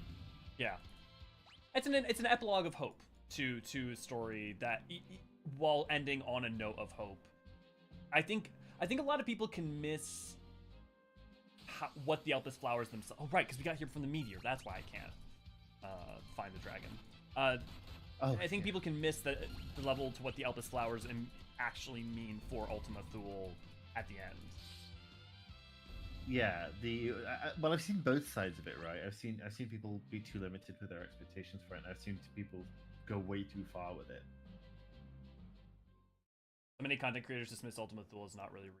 That's I mean, like, hey, people are gonna read how people are gonna read, but I guess what's just weird to me about that is the game is, having gone through it twice now, the game is very clear textually about what Ultima Thule is and isn't. Like, I know it's confusing, a little bit heady, but it does straight up tell you. I mean, if you wanted to call it not real, it would need to be by a very specific definition of real. Yeah. Ray, good to see, glad to have you. Join our YouTube channel for a little price of not much a month to get custom emojis, special badges, and the warm fuzzy feeling of supporting our favorite archivists. Thank you. Jimbo, good to see, glad to have you. Is it possible to raise the input of the mic? It's a little hard to hear you two on max and everything. Yeah, we can definitely do that. Thanks for letting me know that the volume needed adjusting. I'm just gonna start screaming into the mic. Hey guys! Blue Ember's at max, so what we're gonna do is I'm gonna turn up my gain a little bit. Oh, I told Okay. I told our dear moderators and Elio, of course, but I did win my fight. Oh yeah, good job. Let me also just tweak game volume a little bit. Make sure that the game's not drowning you out in an eerie.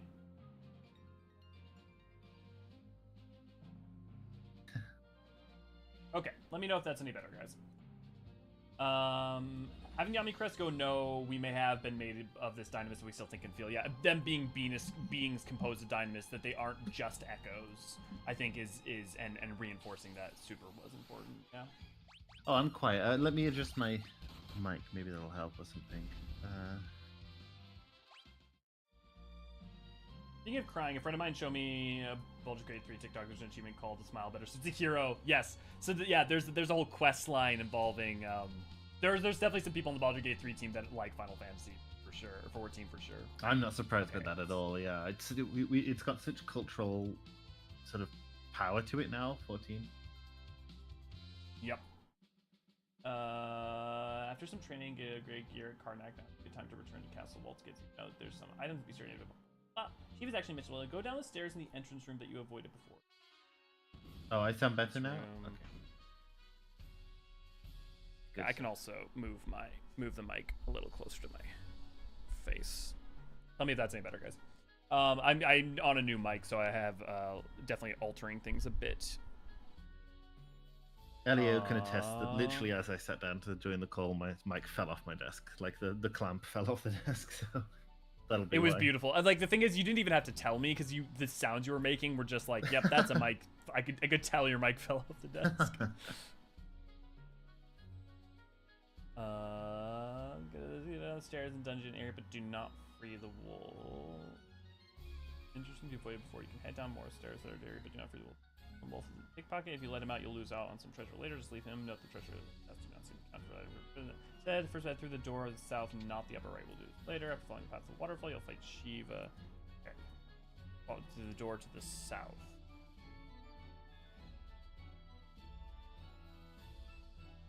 Okay. Oh. Oh. Now. I think that's where I was supposed to go. Isn't this where we just went? Yeah. Not the upper right. Like here.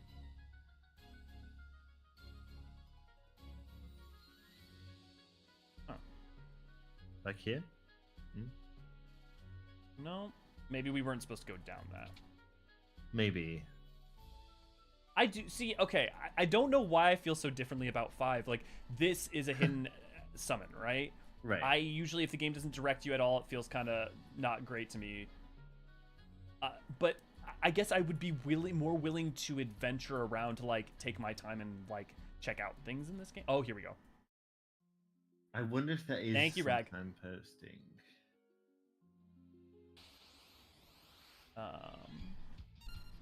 Yeah, no problem, Jimbo. Oh man, I feel like I'm forgetting his name from Treasure Planet. Hey, Jimbo. Would you say FF5 is harder than the previous titles? At times with 90 games, the older the title, the harder it is. It's interesting, Jimbo. I wouldn't say so far I've found it harder. Maybe that's also, though, because we have more mechanisms. We're still so early on that maybe, like, my opinion on it. Because so far, I feel like the games have mostly only swung hard out of nowhere on certain bosses. Like but the then last boss also of those... Right. But then the problem there wasn't... This is going to sound weird, because I know this is difficult, this is relative for everyone. With Zero Miss, it wasn't that the fight was, like, hard and I had to think about a bunch of different... I mean, a little bit this was true. But when a fight is like, okay, once you figure out the thing, you can cheese it, which is basically what we ended up doing with Zero Miss, that's different to me than, like, okay, I need to think tactically at every step of the way and constantly be adapting, if that makes sense. Yeah. Yeah, Zero Miss I also tough. definitely... Yeah, and I was grinding off stream, so it's also hard to say right now, and I probably will be overleveled during a lot of 5, potentially. So, we'll see, though. But yeah, 5 has those fights as well. I definitely am expecting those with 5. Here's why it feels different to me so far.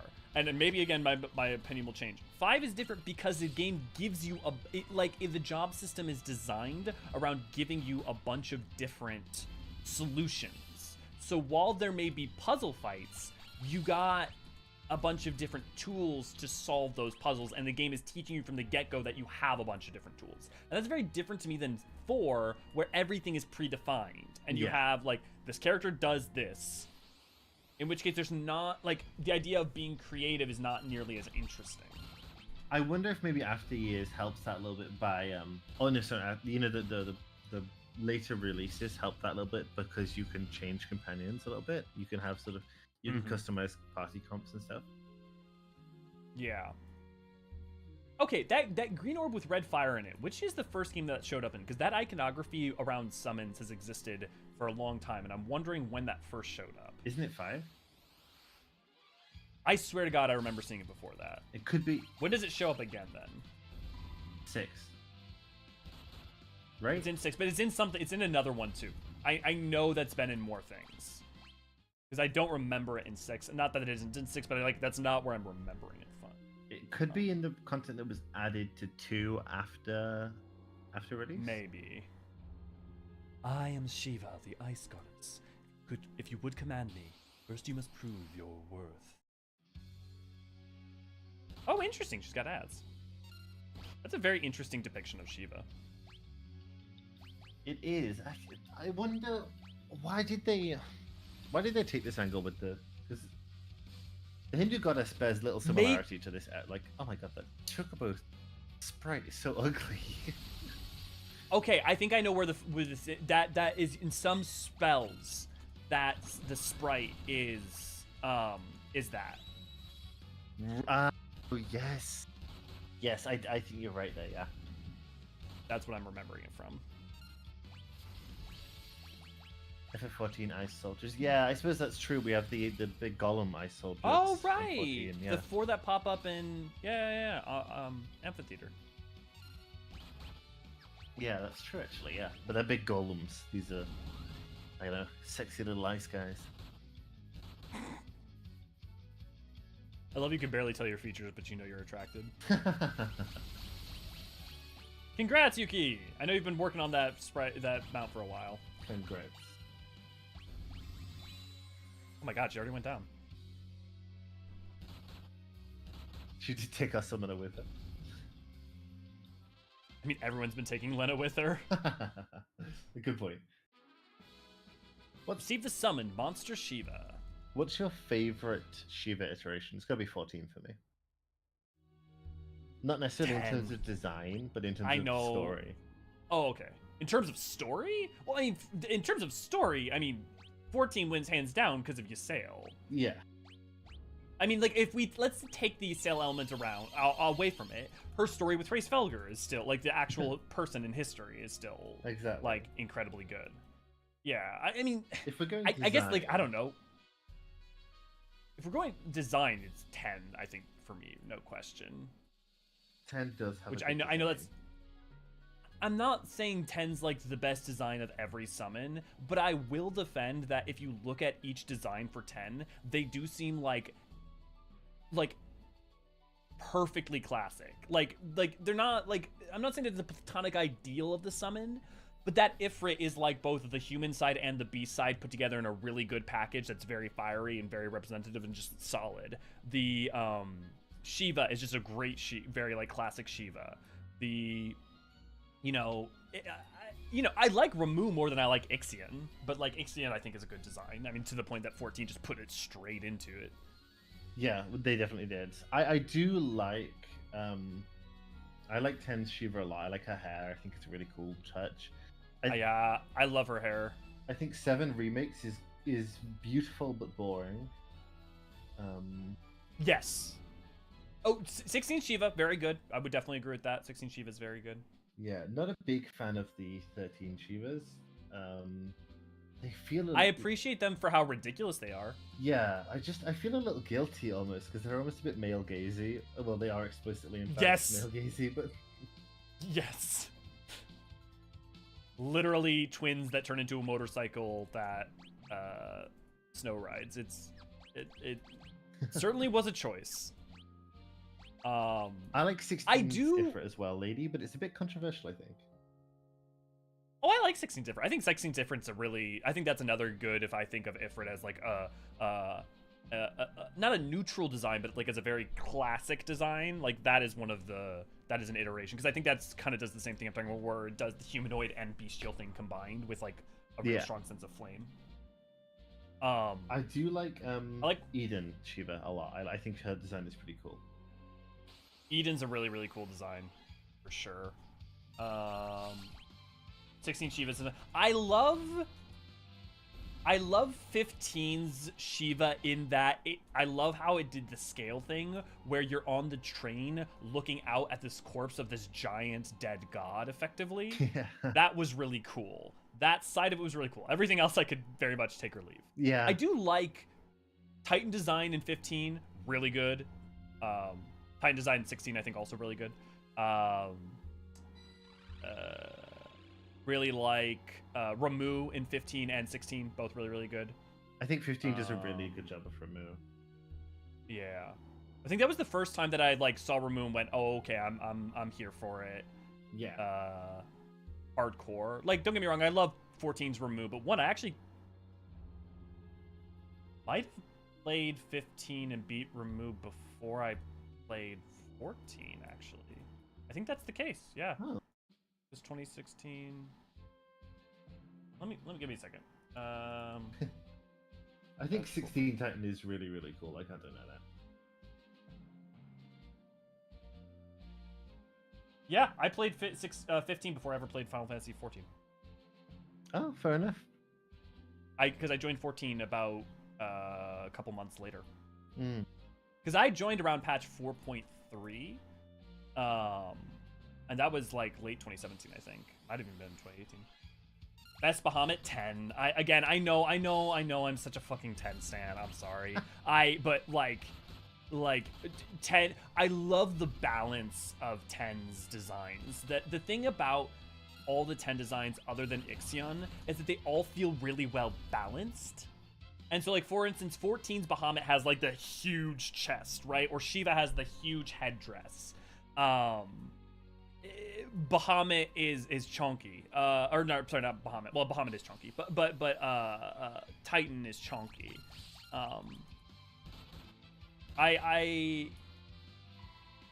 Yeah. Honestly, I'm not that into 10 Bahamut. I love the like giant ring. I love the color schema. I think most Bahamuts are really boring. I I don't even think they 14s start. is boring. I like. No. I said most, but 14s isn't boring. I'm talking about like 1 through 6. They're Oh all yeah, boring. they're very boring. They're just black dragons. Here, let me look at other FF7 Bahamut. I Let me do pull that up for quite you guys like to the 7 remake Bahamut. It's not the most interesting, but I think it's cool. Let's look at these together. FF7 Bahamut. It just looks like a dragon. Yeah. The remake Bahamut. I mean, it's good, but it just looks like a fucking Yu-Gi-Oh card. True. Whisper Bahamut's cool though. FF8 Bahamut. FF8 Bahamut's cool. It looks like it's Dracula fused with Yu-Gi-Oh card. Like I like it's a cool design, but it could be Castlevania enemy. FF9 Bahamut. I mean, it's kind of just FF8 Bahamut, but more purple. Yeah. FF10 Bahamut. Oh, I'm not so big on it. look at that. I wish I was, but What part? I mean, that's fine, but which part of it? I like think it just its doesn't do it. design sort of melts into itself a little bit at times. I like the ring, I like the wings, but outside of that, I'm not such a big fan. See, I love the draconic aspect, but then also it's standing. I love the ornateness of the wings. Okay, FF11 Bahamut. Just kind of a dude. But that's always been the case, Yeah. lady. In FF1, Bahamut's a good guy. Yeah, FF12 is right. It's just a fucking space station. I mean, it's not a space station, but it's a cool space station. FF13. Yeah, FF13 Bahamut. I like that they're trying something, and it looks like it's gonna be. It looks almost like it could be a Kingdom Hearts Heartless. Chaos Bahamut's pretty cool. FF14 Bahamut. I like FF14 Bahamut, but I like that it. I as much as I talk about not liking the proud chest as much, I like that it has at least some. And also the Bahamut that we meet has the Allegan stuff going on. Yeah, 15 the Bahamut control is. stuff, yeah. I do really appreciate 15 Bahamut, like the whole knight aesthetic and like the ornateness. I do think it's very cool. It does less like I appreciate the Digimon looking ass that it's going for. I wish it had kept more of the dragon atmosphere than have just being basically the dude. Being straight a dude, but yeah, it's fine. And the Ultima Sword stuff is really cool looking, but outside of that, I'm not big into it.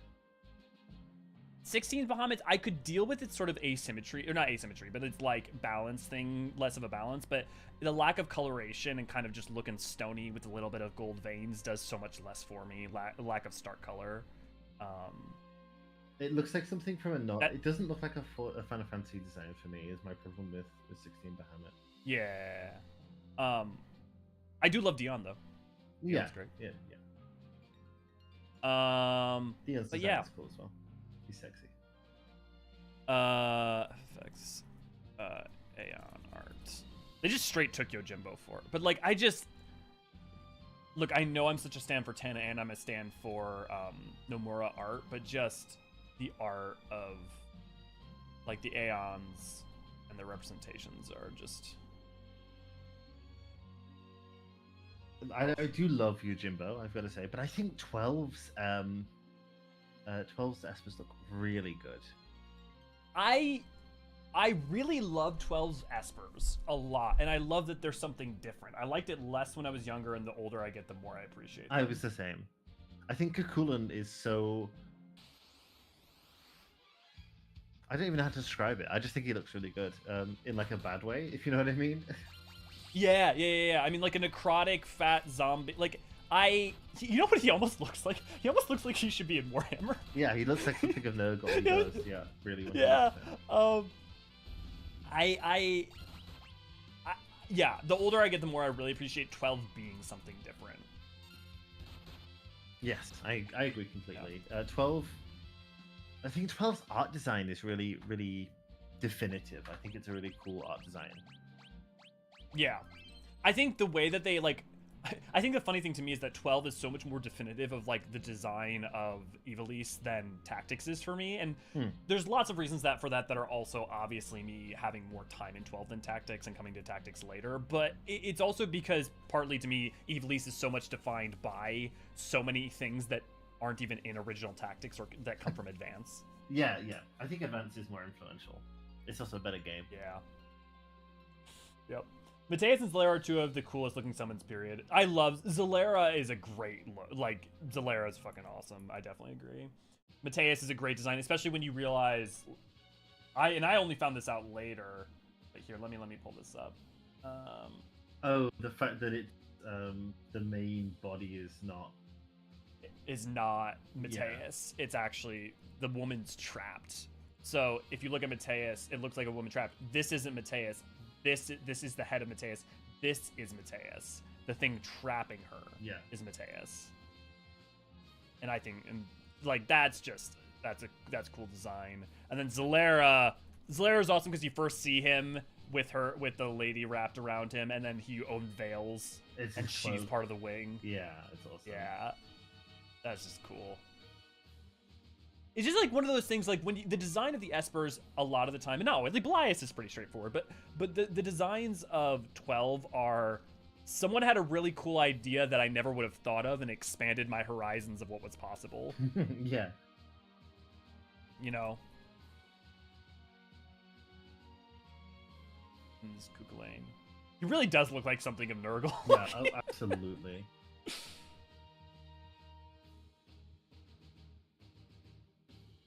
I think Ultima's pretty cool.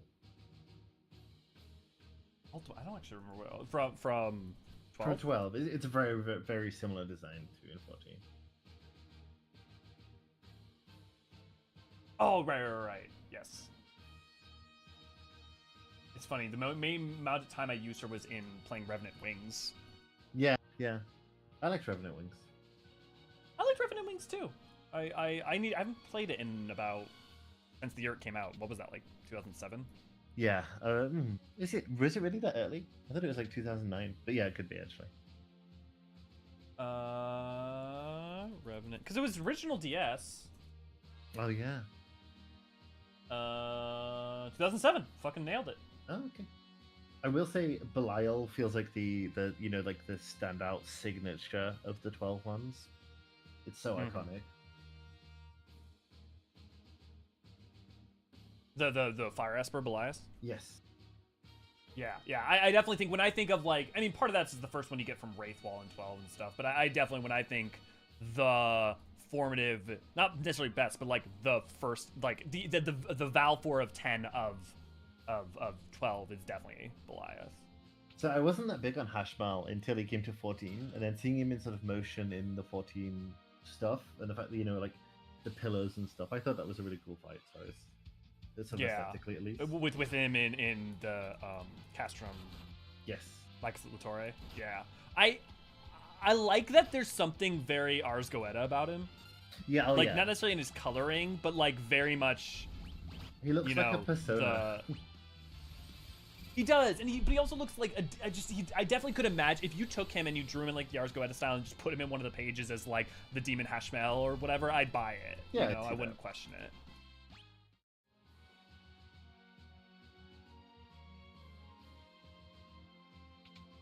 I have to say, I'm not a huge Zodiac fan in their design in 12. I don't even remember what Zodiac was. It just looks like a doorway with a thing in it.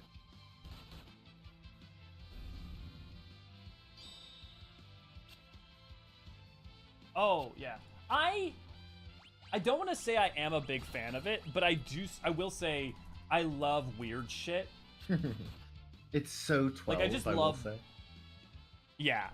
It is very much of a kind with like Mateus and all that. Yeah. I mean, like, I really love some of the Lassie and Falsey designs in 13 for all the game's failings. I think it's that game has a sense of aesthetic that is fully formed and very interesting. Yeah. Oh yeah. Even if it's not your cup of tea. Like, the combination of fantasy with techno-organic with the over-designed ornateness of Gothic architecture mixed in is such a like look. It's such a fascinating look to me. Yeah, it's absolutely it's definitely iconic in its own right. I also think 13 has a really good idea of, or at least a really consistent idea of art design. It's not as enduring as 12, I don't think. No, I wouldn't say 13's my favorite. quite as enduring, but I do think it's fully formed, and I want to give it credit where credit's due on that. Yeah. I think the way that they managed to like continue it while also kind of remixing it for 13.2 was really cool. Oh, it's the face rip off Actually, again. Oh yeah, Poltergeist. Actually, now that I think about it, I'm trying to think about any 2 game that's ever like failed to continue the aesthetic without like changing. Because like 13.2 changes the aesthetic, but keeps the spirit. 10.2 keeps the spirit. Actually, are there any? What other? There's no After 2s. Years? Or there's no. Yeah, After Years does succeeds. No, I think they all keep it to at least a degree. That was interesting. Yeah. FF13 bosses were what can we put a face on? Is that entirely true? I mean, one of them's just a big fruit turtle. I think I think when it comes to certain fal'Cie, there's a fairness in saying that, but I also think the design, like there's still a lot of design going on. Like you could say that about Orphan, but Orphan is still kind of mesmerizing as a design. I think if you grew up Catholic, you have a much stronger base for what some of the Lucia base, especially Orphan, are sort of throwing upon. Yeah.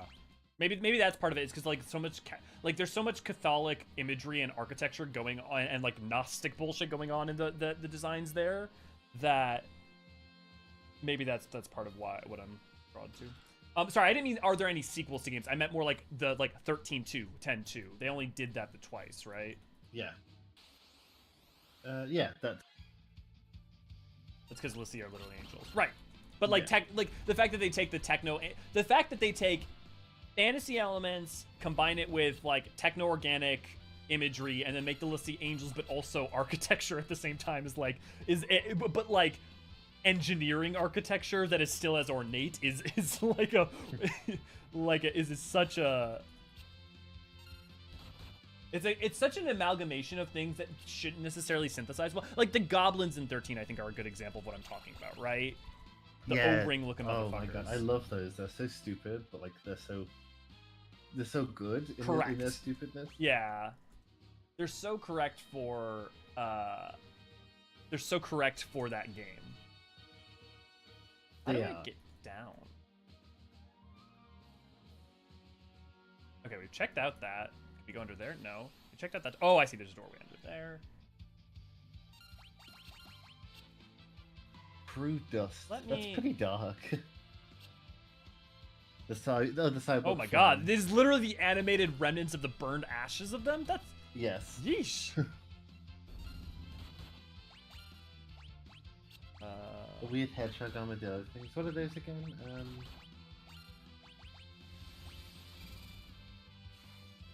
One thing that I do really like about 13 is that a lot of the enemies have a pulse form and a what's it form? Like they have like a low tech and a high tech form, or like an ancient tech and a modern tech form. Yeah, pulse in a cocoon form. Yeah. God, where did I go? Cyborg flans, the weird hedgehog armadillo thing. Oh, I wonder if it's a reference to the shadows on the wall after Hiroshima. That's dark. Yeah. It could be, yeah. Well, we did pick up on that some of the stuff with this does seem like that. I actually don't even know if radiation or radioactivity has kanji in it, but if it does it use the kanji for fire? I wonder. I wonder actually. Let me have a look. Oh, a lever. That's why I couldn't figure out where to go. Would P10 be a 13 reference? I don't know that P10 is a 13 reference intentionally. I feel like there's I understand what you're saying, because there is like an organic architecture thing going on there for sure, but it doesn't strike me as very 13, because if you look at 13, let me show you what I mean when I'm talking about the look of 13. This is one of the fal'Cie, right? Or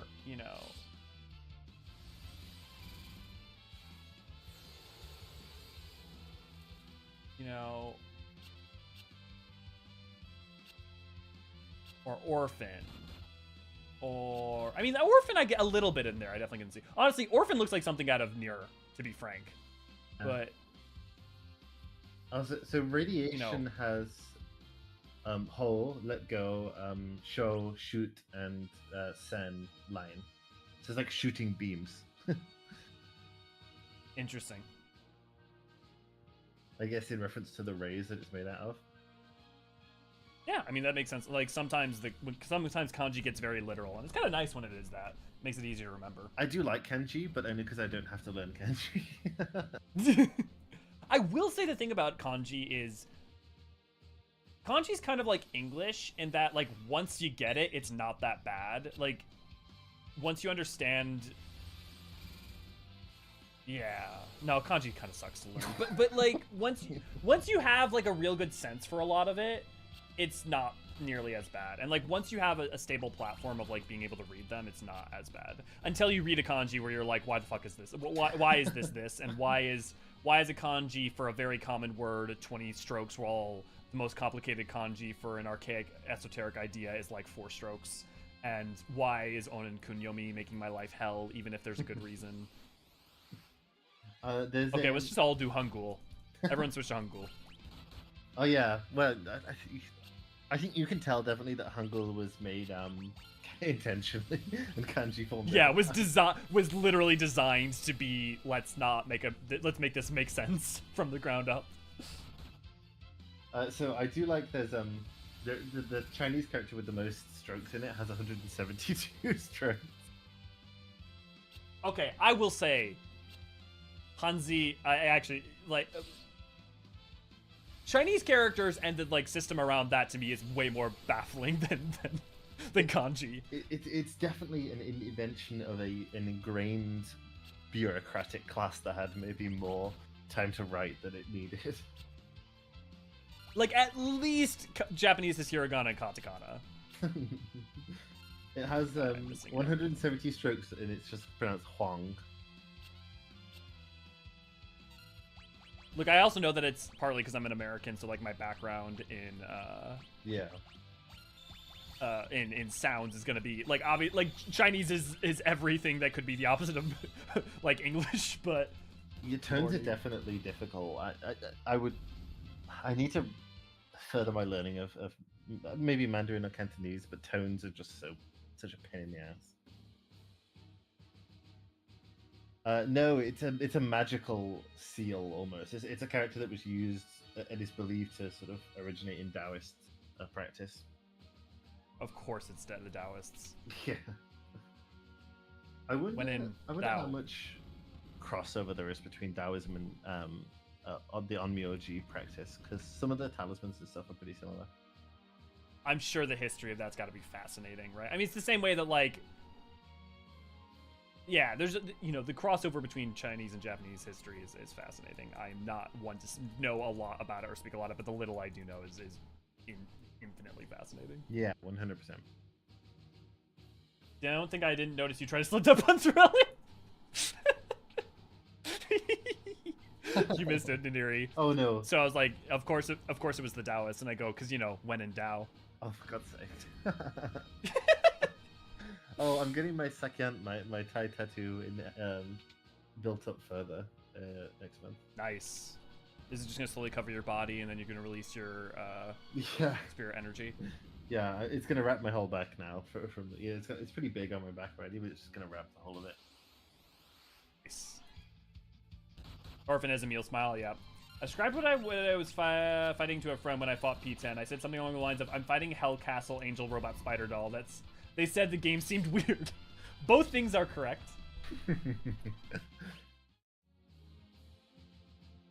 What is the weirdest? Also, has everybody here seen P12S's final form?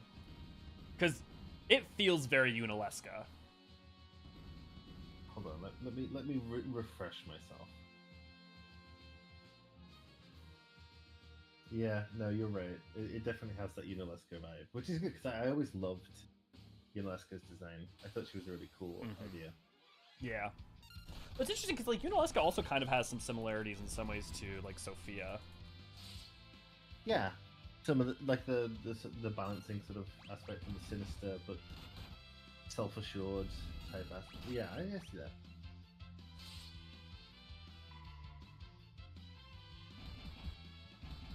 You know, less get to me is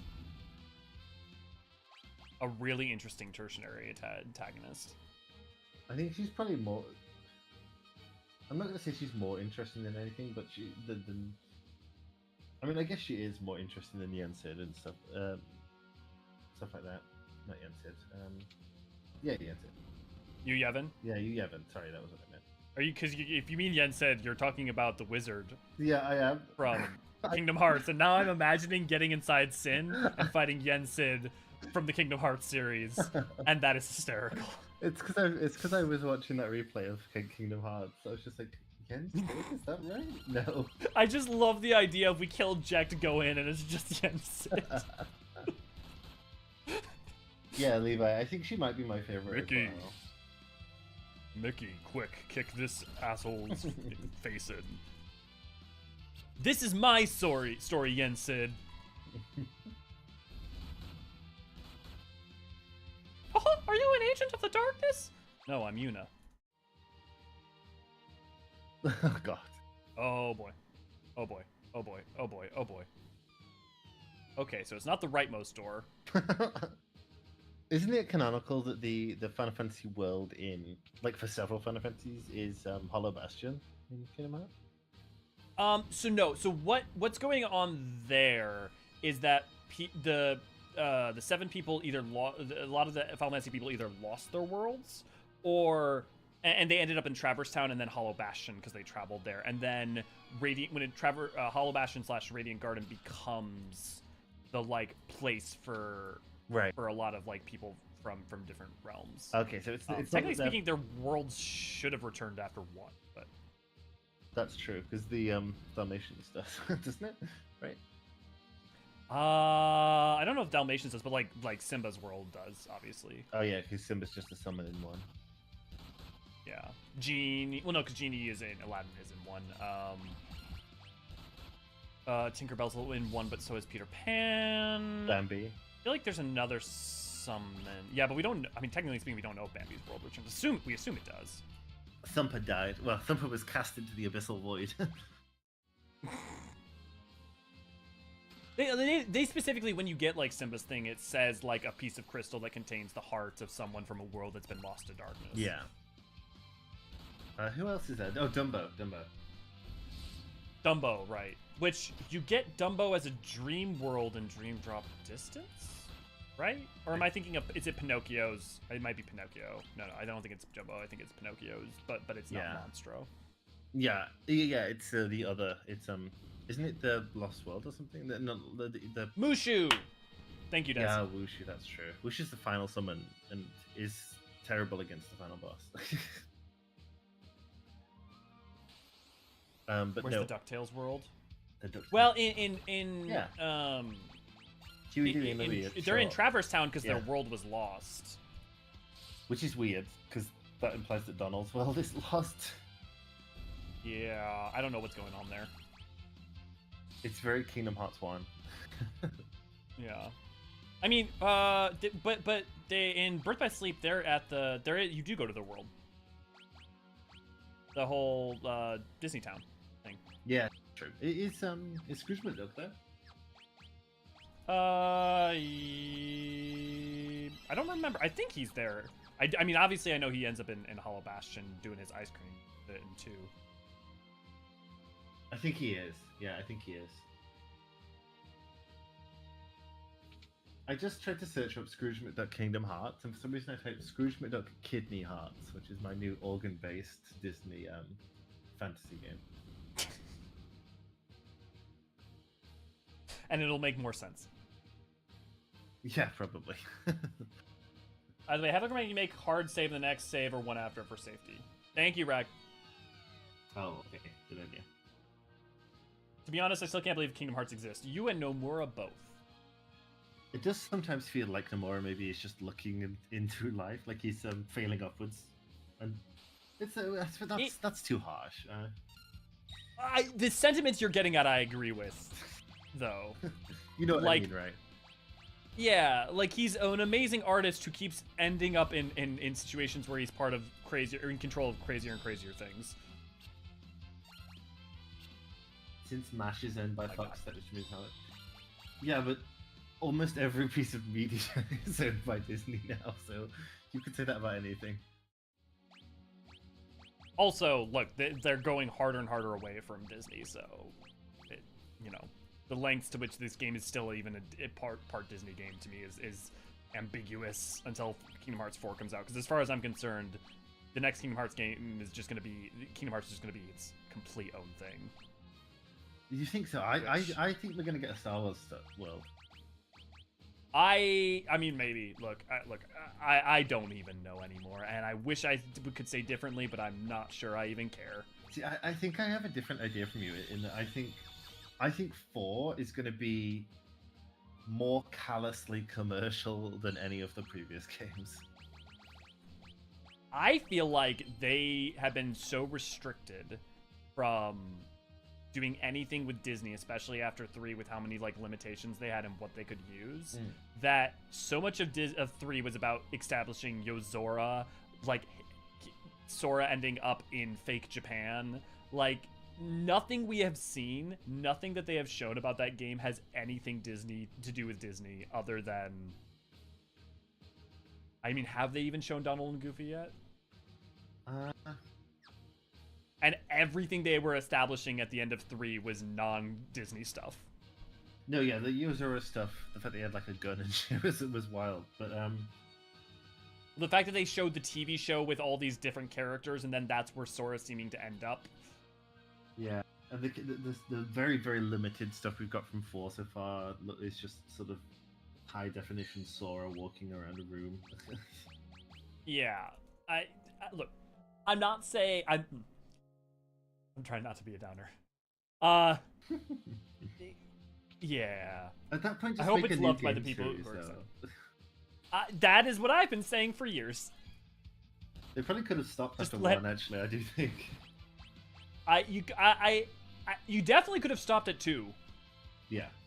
You definitely could have stopped. If you take out the stuff that they establish for Birth by Sleep, if you take that stuff out, literally 2 is a finale that like completely works as a finale. It solves all the problems established by 1, all the loose hanging plot threads, and sets up, and it ends with we're home, and that being the like climax of the story.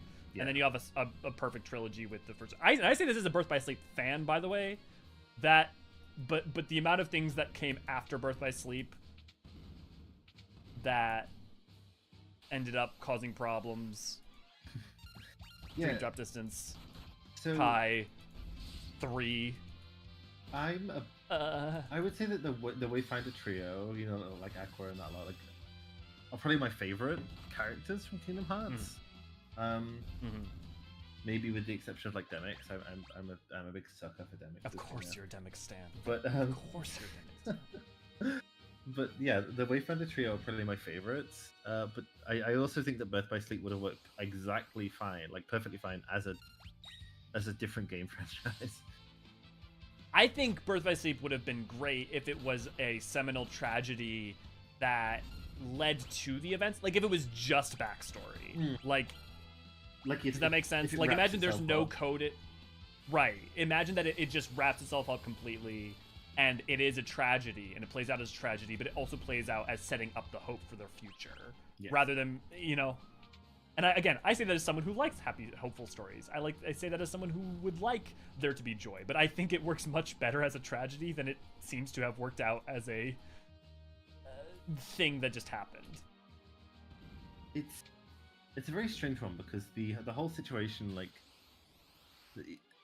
it sort of undermines itself in how they continue it. In fact, I think it explicitly undermines itself, and Aqua's whole story is still like, it's still not great. The stuff that she went through, and the way that 3 resolves everything is so hand waved. It feels like they're just trying to move on with it, right?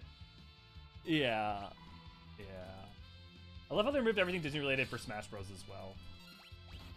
Yeah, I mean, that's understandable, though, in terms of, like, rights and the nightmare involved with that. Yeah, I'm not exactly surprised. Yeah, could you imagine the pain in the ass that involving Kingdom Hearts with all the Disney stuff in another franchise would have been?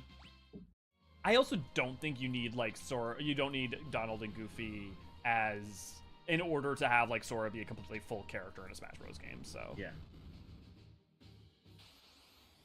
Since the YouTuber, check out, say like, share, and subscribe. Thank you, Ray Ray. Bloop that like button. Bloop it now! Thank you. Well, this is weird. As you guys are talking about Kingdom Hearts, I got a notice for someone's Sora glam. Kidney Hearts, they will be adding bodywork stuff for Epcot. I only played Kingdom Hearts 1 and Kingdom Hearts 2. Don't know the other games existed at the time. It didn't feel like I needed more context. I just thought, this game has mysteries. Yeah. It's probably the optimal way to play this series. Yeah. Yeah. Yeah. The, what am I trying to say? Chain of Memories is worth definitely playing. It definitely is an important part of setting up. I think sets up 3 or 2 in a lot of strong ways. I mean, like, you can make enough sense of it and just be like, okay, something happened in between 1 and 2. But, like, Kingdom Hearts 2 is really Kingdom Hearts 3, and Kingdom Hearts Chain of Memories is really Kingdom Hearts 2, frankly. I think that's true. And then Birth by Sleep is Kingdom Hearts 0.1, I guess. Oh, that's how I'm going to solve this. Okay. Actually, I just realized this is like a Zelda-esque puzzle. This is like a genuine puzzle in this game. Yeah, actually, yeah, you're right. This is sort of like, a Zelda temple-style puzzle. This is definitely the first time that we've had a puzzle that doesn't feel like just a trial. an out-of-game trial. Okay, how do I get rid of... It feels... I thought that was going to work then. I thought you could bring it into line with the others. It feels like a Pokemon gym puzzle, actually. Yeah. Okay. What am I doing? I can't do that. Rag's in the mood to backseat. Feels intense urge to point out what the hell he did wrong in this room. You already solved it before you went back over here. No. Okay. Sorry, obviously I'm torn because I'm paying attention to you guys in an Eerie, so I'm not using full brain power on puzzle, which I'm sure must be driving people insane. We'd be here for 18 years if I was playing it, so let's all say thank you to Elliot, please. Okay, let's... Oh, I was able to walk up north on the right side. I thought there was something blocking me from walking up north on the right side. I was watching a video earlier today, and it was about it's this specific kind of Hokkaido omo rice that comes with like a really rich curry with it and sausages. And I was like, I want that, like curry, like soaked omo rice. I'm not a fan of sausage in my curry. However, I will say, I love Japanese curry. And I don't like omuraisu, but that's partly because... Oh, I see. Do I bring that and then I bring it down? Yes, right. Part of it... Why do they put ketchup on omelets? It's wrong. It's evil. It's not what I do, but I know I'm... Maybe you're going to hate me for this, but I put sriracha on omelets. Does that feel any better? No, I could get behind that. I know that's better because that's, like, spicy. Yeah. Like, I could definitely understand having something spicy with an omelet, but just ketchup is just so mild. It's too sweet, maybe? Yeah, definitely sweet.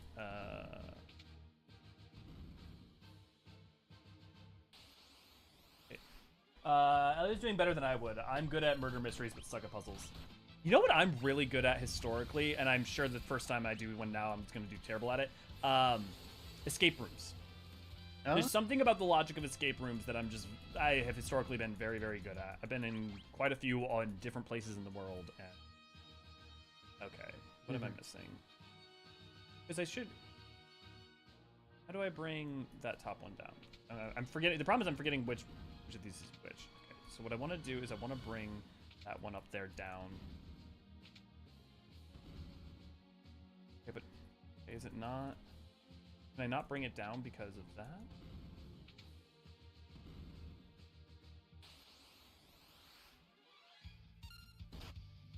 Soy sauce with egg is peak. I mean, yeah, that's true. Especially like Part of the problem too is every time I have to face foes, I forget like which thing's what, because I get distracted by the. I would immediately do the same thing. On the bright side, we're getting definitely plenty of XP for. Okay. That's true. I can't get up there. Can I? I can't. Oh, I didn't even think about that. You can activate them while standing on them. I was not thinking.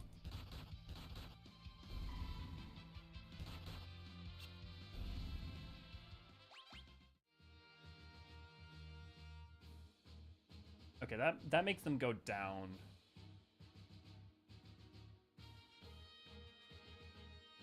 Okay, now I just got to think about which ones that makes any sense for. I believe in you. Yeah. Getting the lag. Okay, on my end, everything still seems good, so it may just be a dip. It could just be a dip. Did they ever make glowy weapons? Glowy weapons for Endwalker Extreme 1. I don't recall any trial boss with accessory 7 weapons. No, yeah, there's no... I wouldn't think they would ever do accessories as a... Oh, no. Definitely not. Yeah.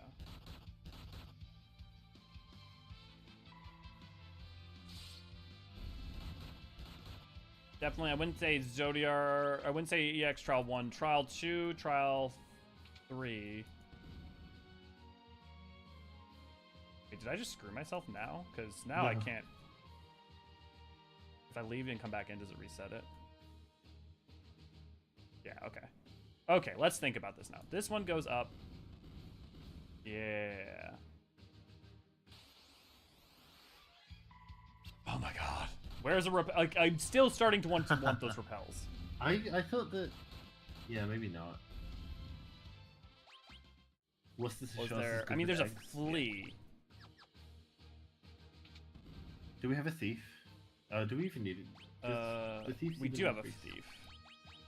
Did they increase chances? We do have a thief. No, but they teach escape. I mean, unless there's maybe something later on. Because you can get sprint back attacks, sprint, detect hidden passageways. I know they have scram. Okay. But I'd rather not scram because it's not going to be any faster, and then we won't even get... we need to get across. And then...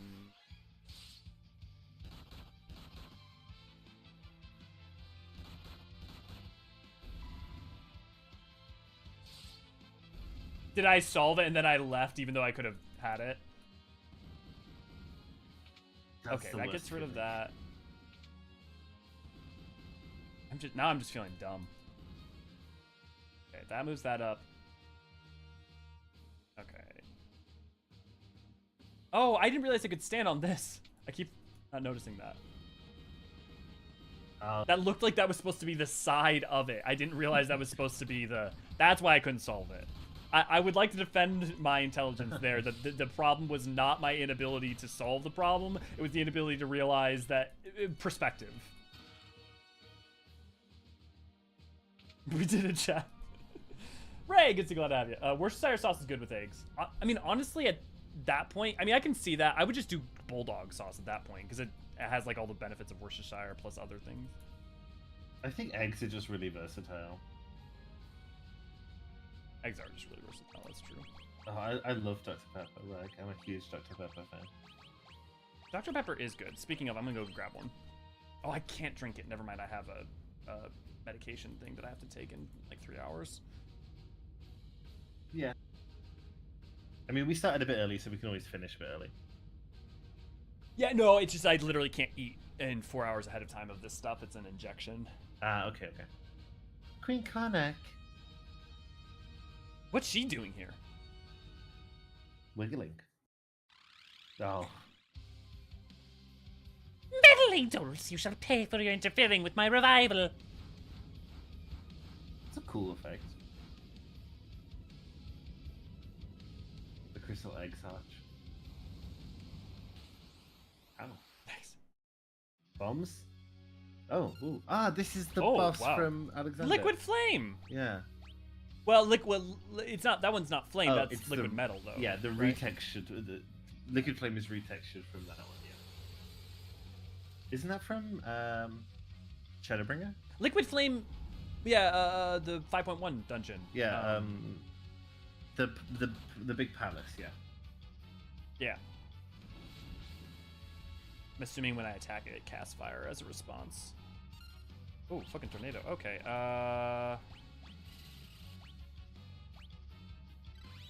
Oh right, I can't control myself. Oh shit! Yeah. Let's get. Oh Remora's water, right? Probably. Oh. Okay. I didn't think I trained this much.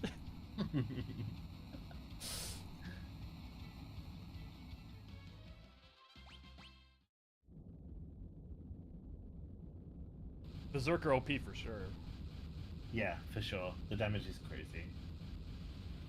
Honestly, okay, but I like this, right? So Berserker's OP, but the trade-off there is you they start making fights where you can't just use that, and so that's a reason to have puzzle fights, right? Is that you can't just brute force it. You need to think about what you're doing. So that's like a good reason to have a puzzle fight. Yeah, exactly. It has and I like the interplay of the backgrounds and the points for it as well. The fact that it feels like it fits in a meta in both scales. Mm-hmm. Queen Karnak, I was being controlled by something, a creature of pure evil. It desires to envelop everything in darkness. Your Highness, the crystals, it's not just the machines that are destroying them. Something evil is using their power to resurrect itself. Please, save the fire crystal. It's in the room just through that pipe. Super Mario the fuck out of here.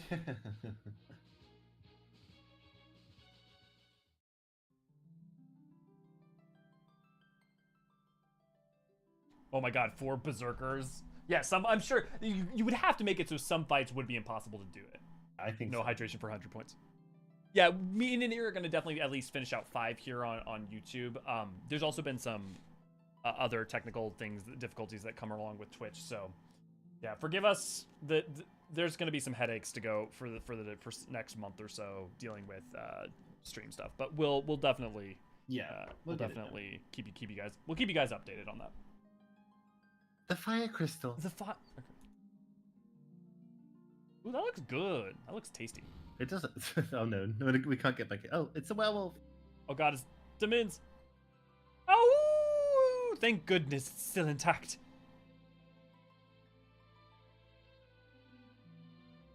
Galuf. We won't let you touch the crystal, werewolf. Stand down. I am not your enemy. I'm not so sure about that. You're awfully sure of yourself, Bartz. Galuf, say something. Galuf, say something. What's wrong? You know me. Oh, can't remember a thing. Who in the blazes am I? The werewolf from the side on is extremely funny. You there? What have you done? Sending that much power to the crystal will smash it to smithereens. Speaking of dark portals in Organization 13. And this makes 3. One more and the seal is broken.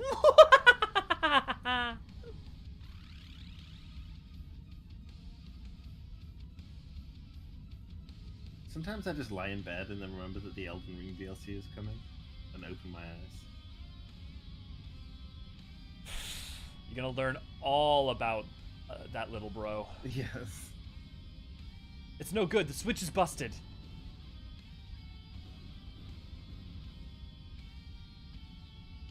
I like how they tease Exdeath sort of ambiently in this. Like, he doesn't come out of nowhere, but he's not immediately given away. Mm-hmm. Galuf, I'll hold this back. You 4 must escape. We only have 1 chance left. Save the Earth Crystal. Can't run because we need to loot this thing when it blows up. Go! Once the crystal shatters, the whole room will go up in flames. Get out of here and protect the last crystal with your lives. Werewolf!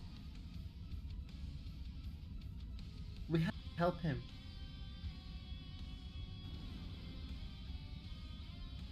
How are we going to get our new jobs if we don't get the fire crystal? That's exactly my thought. Galuf, you're our only hope.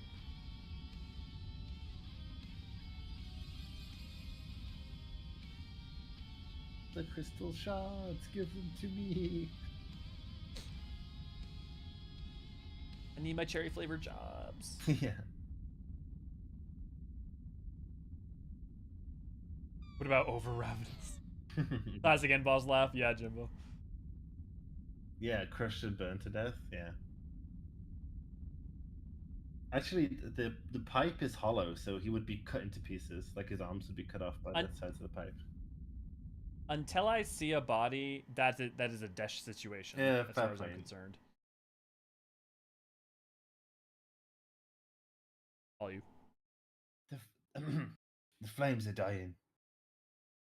The fire crystal must have lost its power. Oh, we're back.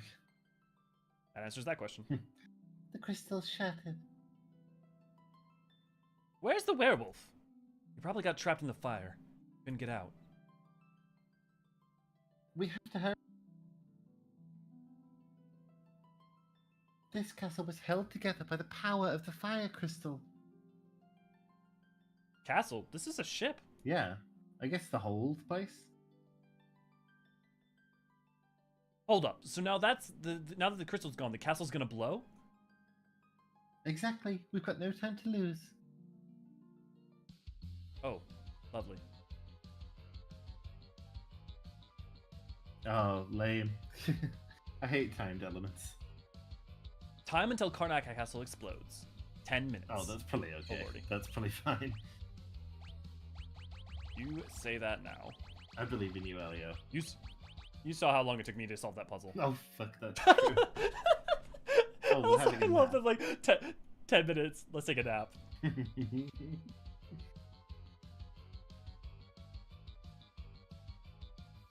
Oh, wait, now we're back in the castle. Okay, maybe we are in the castle. Because this is the prison that we were in. Oh, I guess we went out of the ship and back into the castle? Okay, well, then we should be fine. I guess so.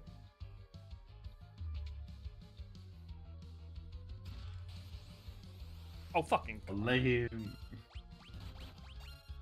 Karnak.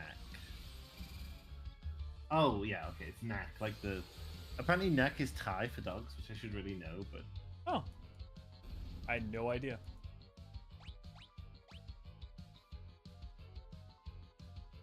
Yo, Rag, what are the benefits of some of the jobs that we have? Like, what, like, other than Berserker being crazy, like, what are some of the good things about, like, Time Mage, you know, yeah, what are some Blade? fun interplays and stuff?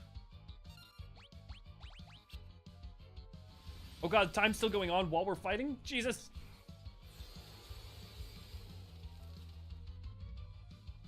It is possible to loot everything and escape, but it's hard. Yeah. Oh, Time Mage gets Taste. That's probably pretty good. Yeah, Haste is a really good... Tase? Haste. Oh, Haste. I thought, like, you said tase or taste. And I was like, Yeah, what a Taste. very Delicious. interesting spell.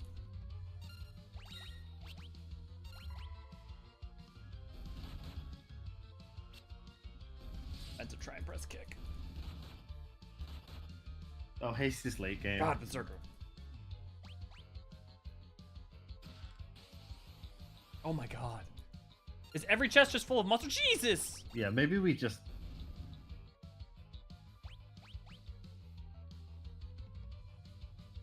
Oh, actually, it contained an item. Oh, thank God for that. I think they do contain items after you've killed them. Like, when you kill the monster, you get an item, I think. Hmm. Don't tell me it's a preemptive strike, just let me hit him. The 2 good loot items? Yeah, tell us the 2 good loot items. It's infinite.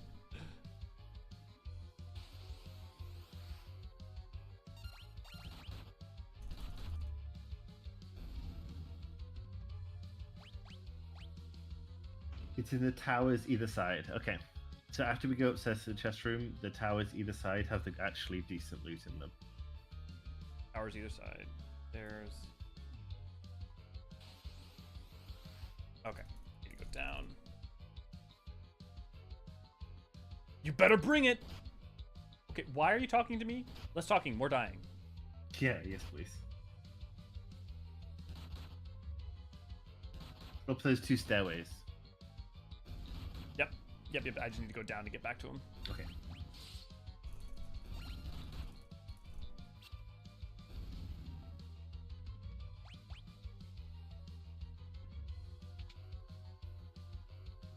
Power 1. Oh god. Is that supposed to be fun? What, all the monsters? No, Yeah. I think it's supposed to be stressful, but that's honestly kind of apt. It's letting you make it as stressful as you want, I guess that's true. which I can appreciate. Is it on this floor, or do I need to go higher or lower? Up those. Is it higher or lower, Rag? Do I need to keep going upstairs? There should be an exit to reach the outside, and then you'll find the towers outside. Okay. This is probably the exit. Yeah. Okay, that doesn't. Okay, but I need to go up higher to get Right. there. Okay.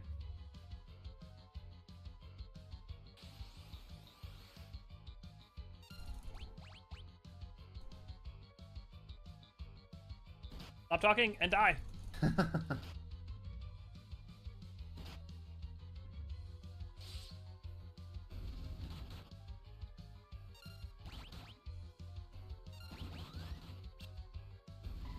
Thank God for kick. Yep. Come on, come on, come on! Die! Stop talking!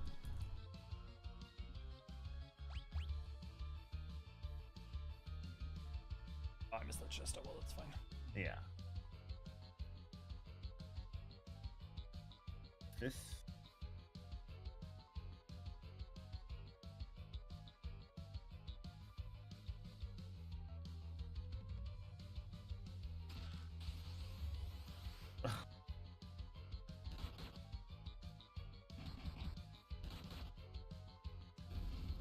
Gotta love a counter.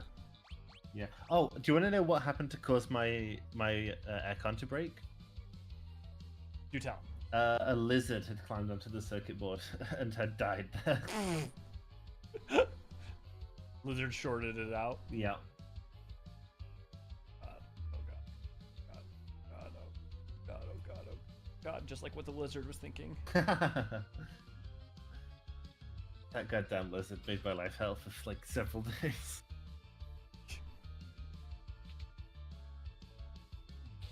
The tragedies of living in Southern Asia. Yeah, true.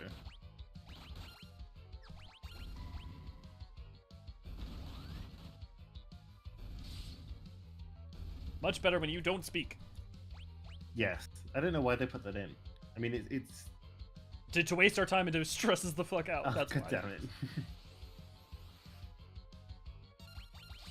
Tell me I'm wrong, Niniri. Tell No, me I I'm wrong. can't tell you that you're wrong. I wish I could, but I cannot. I'm actually going to advocate that is good design rather than bad design, because it is annoying and stressful, but like that's what's supposed to be right now. Yeah, yeah, maybe you're right. There is a time and a place. It's like saying like, oh, a horror game's bad because it stressed you out. It's like, well, no, I mean it's a moment of tension that's supposed to build tension. That's true, but it doesn't need to be annoying. Yeah, but I guess to me that, like, yeah, I mean you don't have to do that, but to me it's just a part of that tension. I get you. Come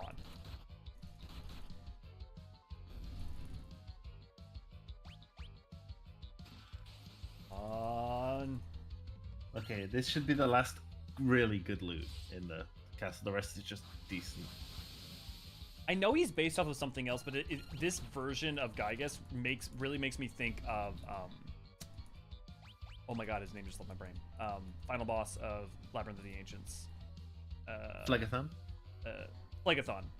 Like a Yeah. Phlegathon, like pre being tortured and changed by I see that, yeah. Amon. Because we saw the Phlegathon base in 3, was it? Yeah, 3. Yeah. But yeah, no, I see what you mean here with this, actually. Okay, so it looks like the Hill Gigas from the original game, from 1. And then Terra's father from 6. His model is based on this model as well. Well, his sprite. Can't take a hint? Take this. Runs away. Okay, dude.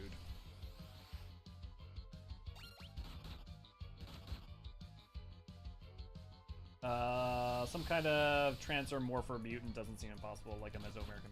Yeah, I mean, dude.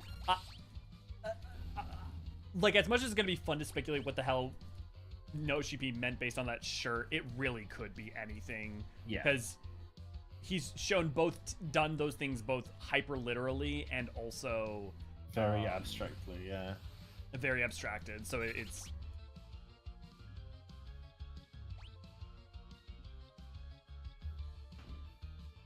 Evelyn Mantle is very good accessory. Okay, awesome, Rag. Good to know. We did it, and with plenty of time to spare. Thank you for your warning. Yes. Can you imagine if you got out, like, out that door and had like 10 seconds left and got into this fight and then like lost even though you were out of the castle? That would be that might make me put the game down for a day or two. Yep.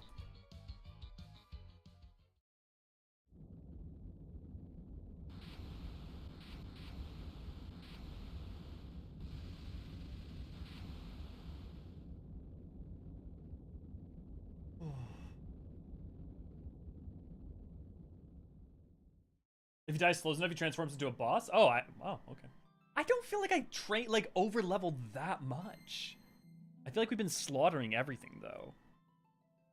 Crystal shards. Will you lend us your power as well? We got that came a little fast after the water crystals. I agree, but I don't think that's a bad thing because of how much being able to toy with the jobs is. It's better that they give us all the jobs really early on than spread them out throughout the game, in my opinion, because they're a tool that's fun to to level up early and to tinker with and to come up with. Like, I think it's better that way. Yeah, that's true. Resting within the shard of Warrior Spirit. Ooh, Beastmaster. The next limited job for Final Fantasy. Yes, probably. Resting in with the shard of Warrior Spirit. Geomancer. Geomancer confirmed! Of course. Resting in with the shard of Warrior Spirit. Ninja.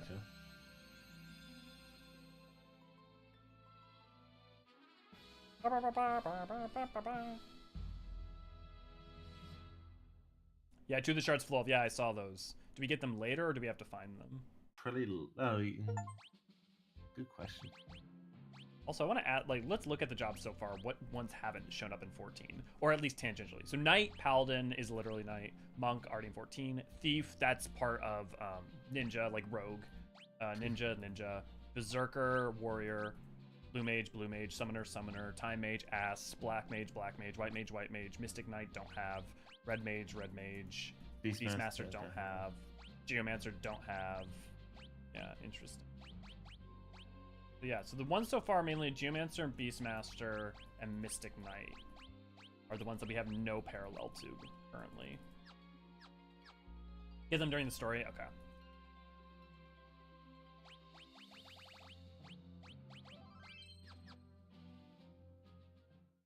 Yeah, I'd say just in case you run out of time. That makes sense. Yeah. Freelancer for 7.0, let's go. Yeah. That would be extremely... Like Onion Knight, maybe, I guess? What even is that, though? Nothing. What is the It's identity? nothing. Yeah. Only I'd never made those infernal machines. I'll tell you what Onion Knight is. All of this... What? It's, you're really weak the whole fight, and then when your level gauge 3 fills up, you can just become, like, Super Saiyan. I thought you were just going to say it's Sigmire from... That would be Dark Souls. perfect. Everything. All of this is my fault if it weren't for me. True. But also X-Death. Sid! Professor! Must be tough for him. How did we get into the castle from the... I still... I'm not sure. I'm not quite sure I follow on that one. Maybe we teleported? No, okay, no, I think I understand it. There was tubing leading from the fire ship underneath the ship underground into the castle. Into the crystal room. I guess and that that's how makes the fire ship was drawing power from it. Okay, yeah. Which is a baffling design for a ship, but I'm not going to question it. Wait, yeah, how does it work? Is it just stationary? Don't worry about it. Onion juggler. Yeah, there was an underground pipe thing. Yep. I think.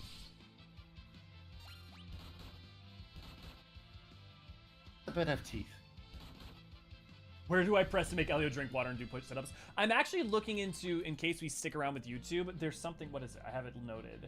there's something called Truffle that has integration for like a point system for YouTube. So we might do something like that. I will say it's frustrating to me that YouTube has not added a point system or something like that, because it'd be nice to get some exercise. We need to rig up a VTuber model for me to do my tie on when paid enough points. Oh my god, watching it try to like keep up like you doing fully active stuff, because VTuber things are like the face scan can do well enough if you're just like sitting straight up in front of the camera, but trying to do stuff, the tracking's gonna get so bonked. I just wear a full mocap suit.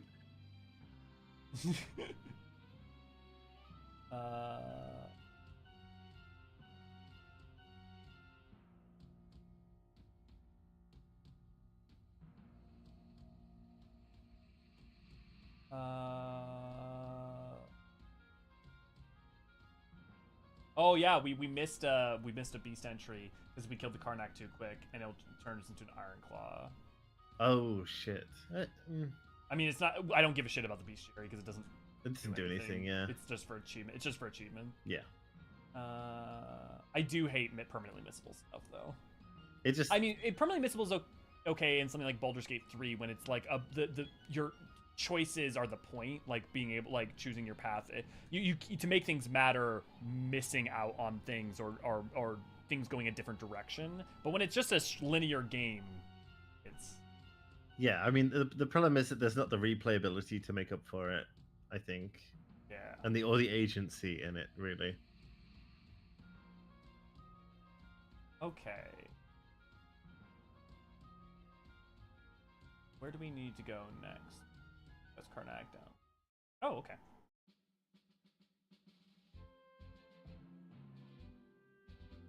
I mean, that was where I was going to explore anyways, but it's interesting that no one directed us there. This is your favorite. This is your big bad. Solicized Shudder. There are a lot of missables in FF5. There are 2 to 3 big moments in FF5 where you need to collect things before moving on, or a lot is permanently missed. Yeah, that's. I don't want to say that's no bueno. Does anyone here like that? No. I guess I would say, like, can someone argue for it? Because otherwise I'm just gonna kind of. Hey, Chimera. Oh yeah, cool. I always like that. I like the fact that here's another lore fact for you guys. The reason that chimeras in the goat head of a chimera in 14 has ice powers is because goats in 14, mountain goats, naturally have a certain amount of ability to manipulate ice aether to keep themselves from freezing to death on mountains, and the Elegans made that really overt and powerful. So all kind of like all goats are ice mages. I mean, it's kind of like Halsanua and like certain Wavekin or Cloudkin can manipulate air aether, so that makes sense. Yeah, 100%. Anything down here? Oh, actually, we can't go all the way back here. Let's see what's over here.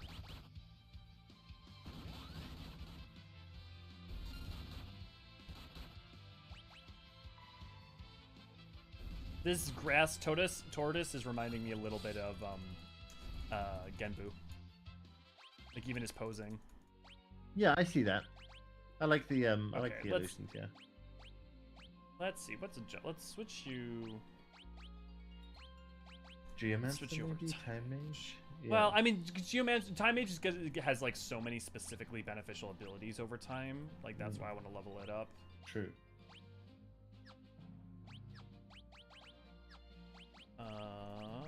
Magic.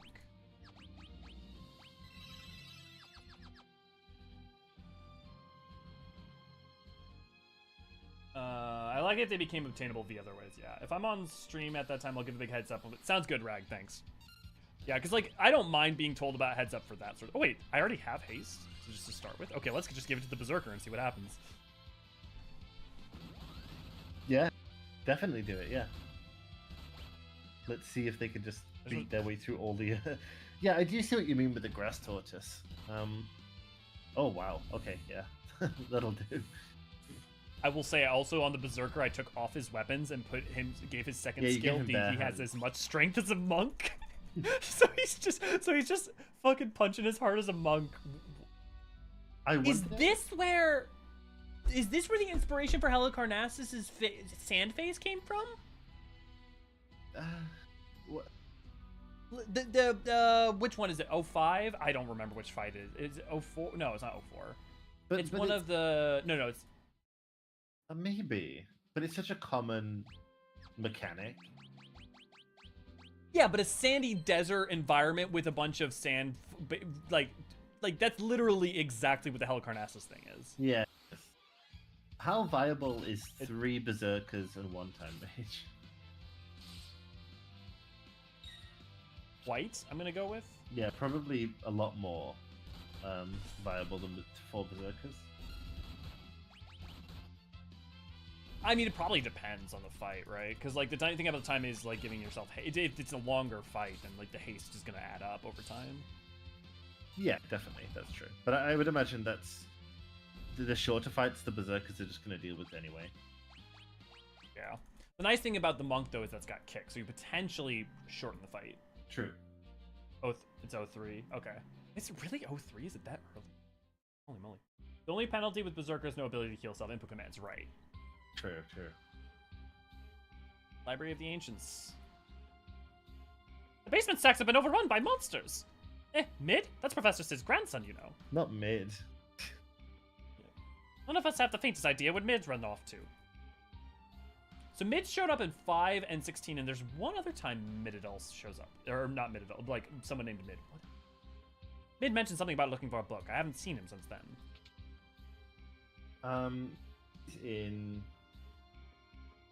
Good question. Oh, she's in the after years. Ah, that's what I'm thinking of. Oh, she's in I hope 11 that as well. Oh, okay. I hope 16 kind of repopularizes the idea of a Mid. Oh, Balthier's middle name is Mid. Oh! Yeah. Right, I forgot. That's what it is. That's what Balthier's middle name is. What I was thinking. And Sid's dad in 14 is Midas, maybe? Yes. Yes, Midas non-Garland. Yeah. Reference 12. That's interesting. Oh! Oh! Oh, cute. It's giving Google. So is this just I was about to say, is this just supposed to be like Google? I think so, yeah. How do I...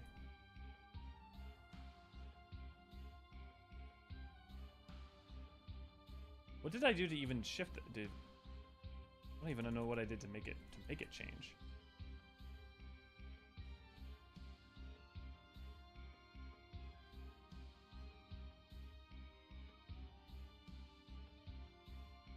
Okay, go here.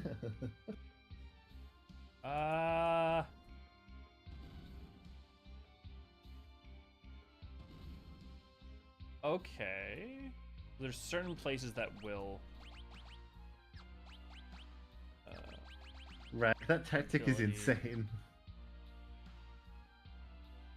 Yeah, this is a lot. The legit tactic to be the final boss before Berserkers have all zombie and 2 confused to attack you with the weapon, trigger instant death at random, which you fully heal zombie people kill boss.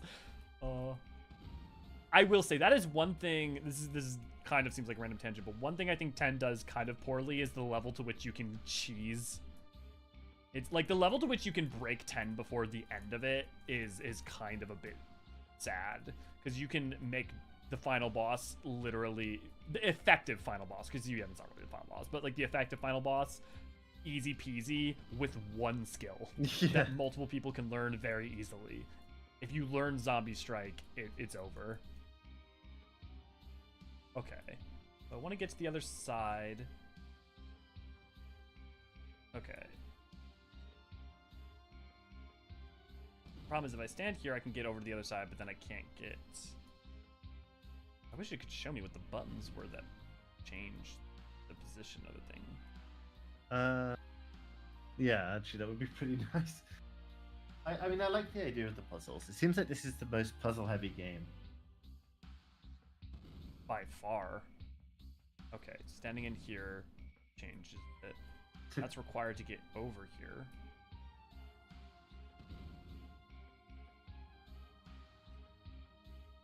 over to get over there. Okay. Am I just like trying to do something out of order? Okay. That will change it. Standing in here changes it again. So I can go through.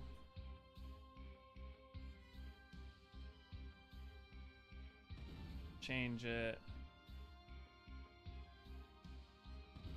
Yeah, I just needed to find the right place to stand. Okay, nice. I wish there was some kind of indication that there was a puzzle or something. Yeah, you're missing a point. Yeah, thanks, Crape. Oh, hey, okay, yeah, Grey Google. Oh, Page yeah. 64. That's why it's called page 64. Oh. Oh, Well, page 256. Oh. Oh, of course, because the some of the bosses are called that as well. Like have names like that as well. I think the demon boss does. Level 5 death. Yes, can I... Rag, I'm able to come back here later to learn that, right? I'll worry about Blue Mage stuff maybe off stream just because it's more finicky.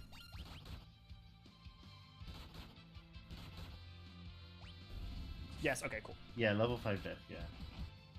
Is there any rhyme or reason to their page numbers, or are they just random? I looked into this. Hold on. Let me go and check my notes. Okay, perfect. Oh, right, need to be a level 5 multiple. Thank you, Rag.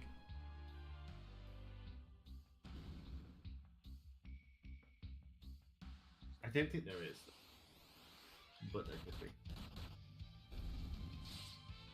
3, 2... 128. That's it, hike. Isa, good to go to have you. Hello, Isa. Of course, Indiri looked into it.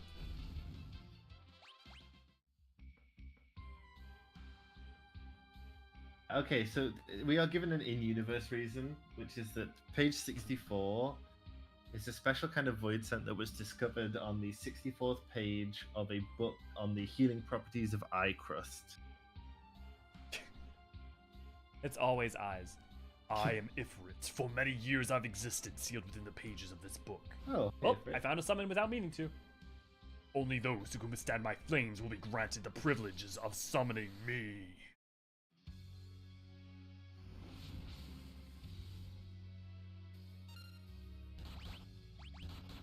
This Ifrit is fine. It's better than Yeah, Shiva. it's fine. It's better than this game's Shiva. Definitely better, yeah.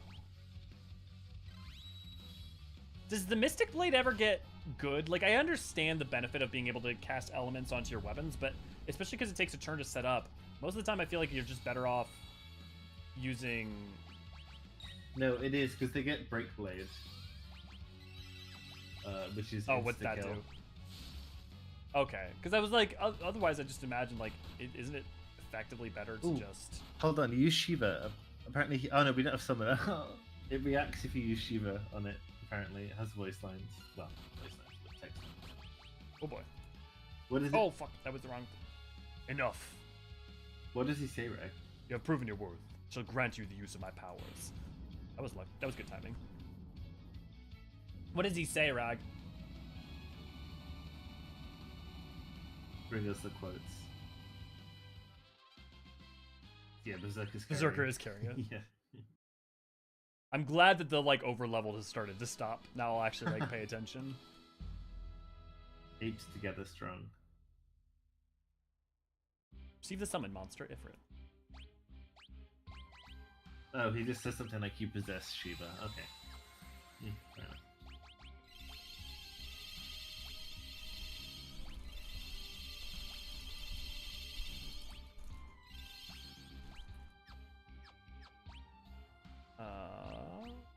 Wow, Berserker's still level 1? Oh, Oh my god, level 1 Berserker is 400 ABP? Holy moly! I guess, yeah, that makes sense, to be honest. Do you get, like, the Berserker? Like, what do you get for... I'll look it up.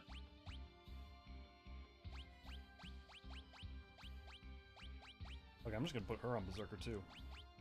Oh yeah, well, it makes sense at first.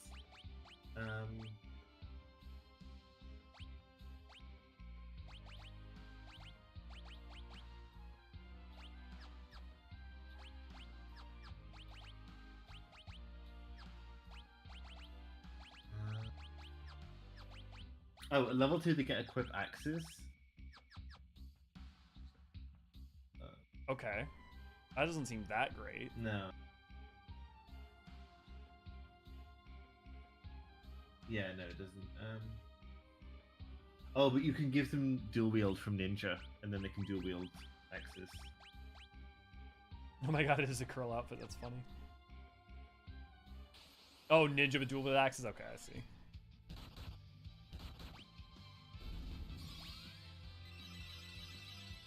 Apparently they're really good with agility, but also they're really good with barehanded, so...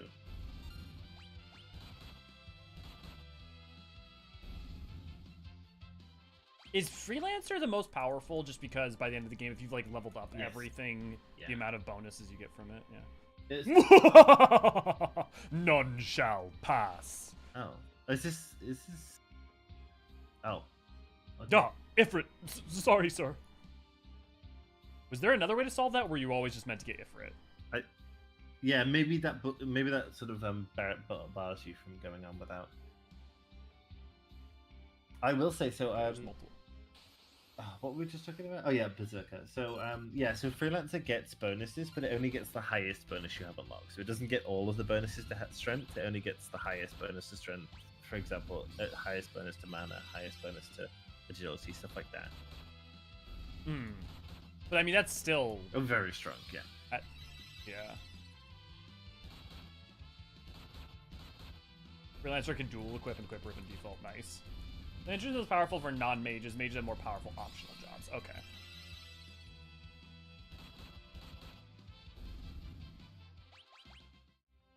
That's good though. There's not just like one of the most powerful. I mean, obviously, I guess you can do probably broken stuff with Mimic. Ninja suit. Sweet.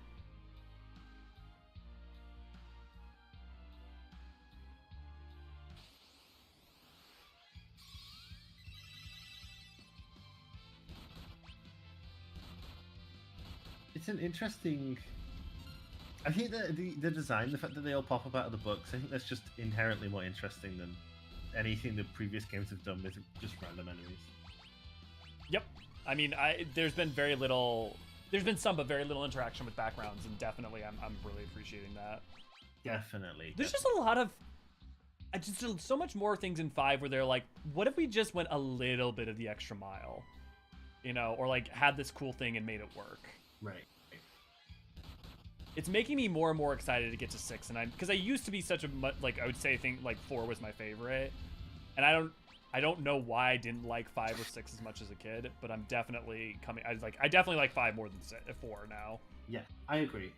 I would say that my my esteem of 5 is rising, and it's probably going to be, if it keeps it up, which sometimes they don't, is going to be higher than 4. I'm sure Rag will be happy about that. Yeah, 6.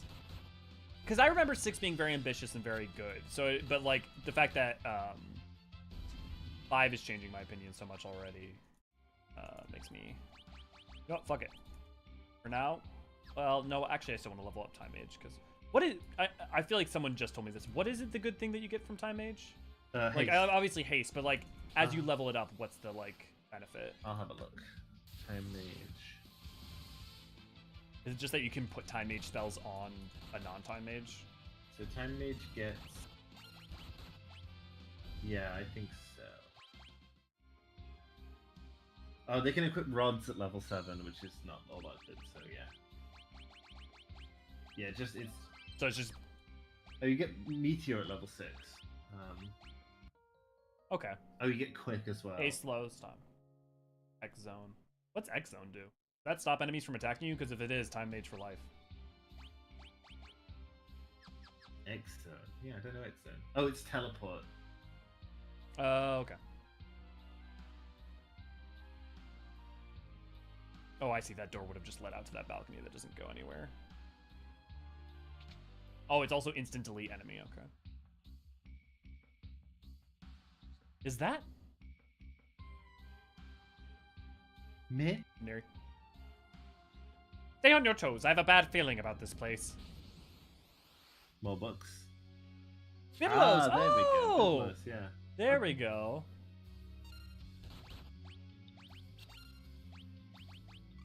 His face is big. It's definitely a look. But it's so definitely this is a great Google or inspiration, Yeah, especially this with is, Biblos. yeah, 100%. You want the library? Really? You want to be eaten by Biblos? Or you want like a safe version of it? Well, you just keep the book closed and he won't come out. True. Is it mid or is it mead?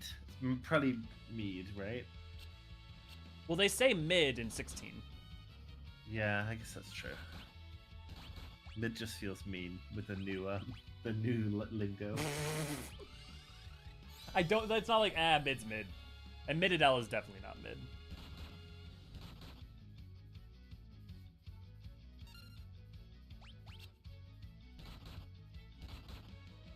Man, Sid was great. For all 16 may not be my number one Final Fantasy. There are a lot of some of its constituent parts I thought were really good. Like Dion, great. Sid, great. It's not my favorite. It's not my number one. It's probably not in my top 3, but it's really good. Mm-hmm. It's much better than 15. Its character work, I think, is has places where it's really good. True.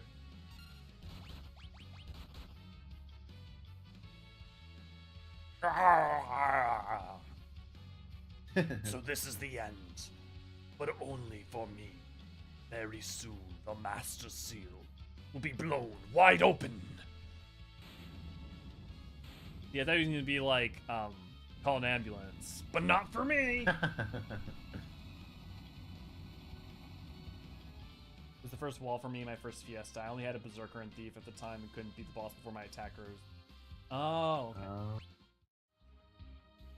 See, I guess my problem is I never get walled by anything that can be beaten by a grind. Cause, well, yeah, that's true. You know? Like, I kind of... One thing I've always struggled with Souls games is that I don't like over-leveling. But also, leveling is supposed to be a mechanic you're supposed to use to, like... As a way to help you overcome stuff. And so one of the things is I really liked Bloodborne's system of leveling, because even though it's the same system, the soft and hard caps are much, much lower. So you kind of reach a plateau very early, and it just kind of becomes about overcoming from that point on. True, yeah. Yeah, the ceiling is maybe a little bit lower, yeah. Yeah. Huh? I told you not to bother me when I'm reading. Don't tell me you were engrossed in a book that whole time. That whole time? Now that you mention it, I did hear some rustling behind me. Was that you? Did I do that? You've got to be kidding me. A strange bird, this one. Whatever. Guess it's time to go back, huh?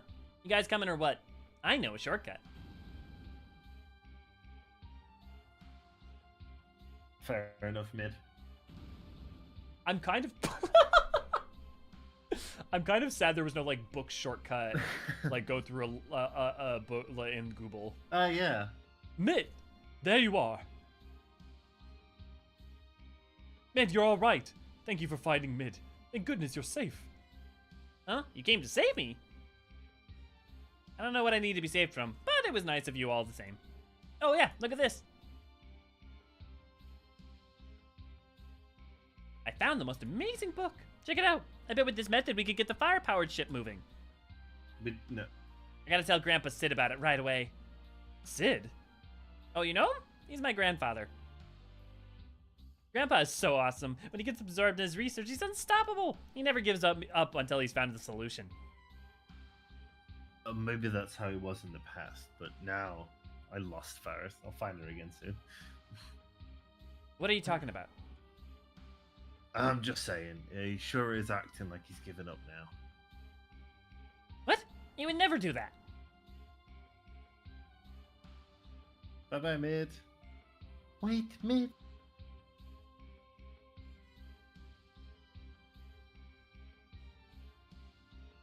I can't believe I was asking if it was Mid when his dad is literally called Sid.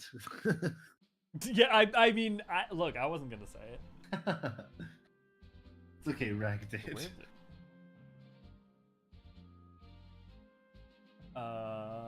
Another quick detour, getting another ship. Okay, yeah, head back.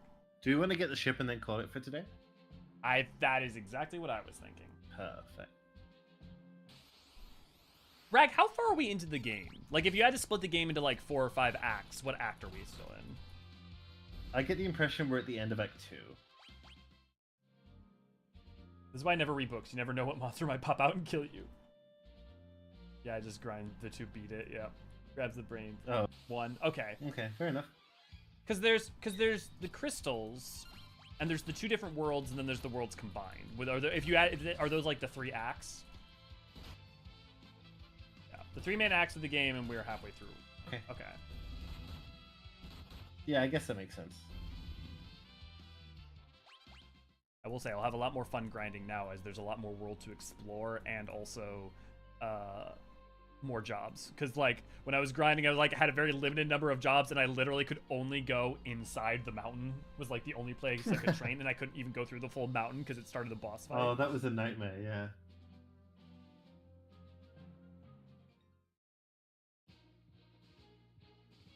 Oh, I gotta update my Patreon thing.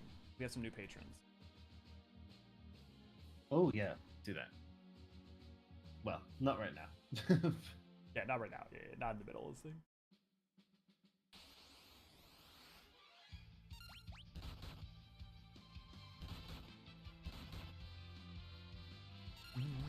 How long is 6 compared to 5?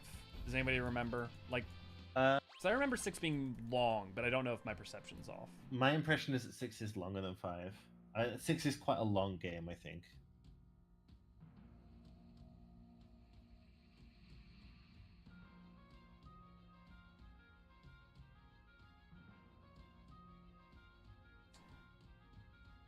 Yeah, okay, and then pub and Karnak. Yeah, 6 is a bit longer. I thought so. And then 7 is 7. Way longer. Yeah. Two discs.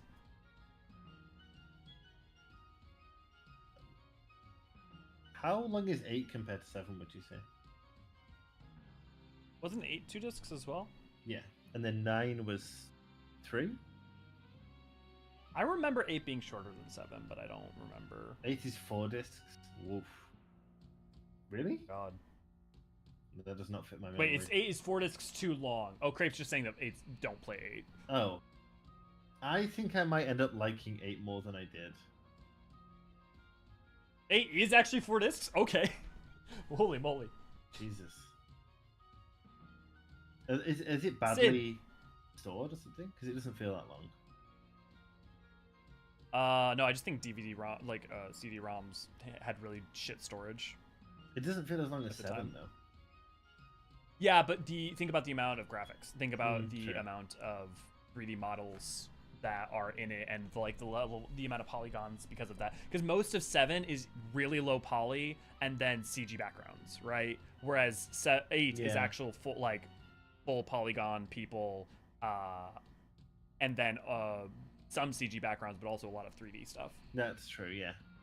Mid isn't here. Come on, man, pull yourself together.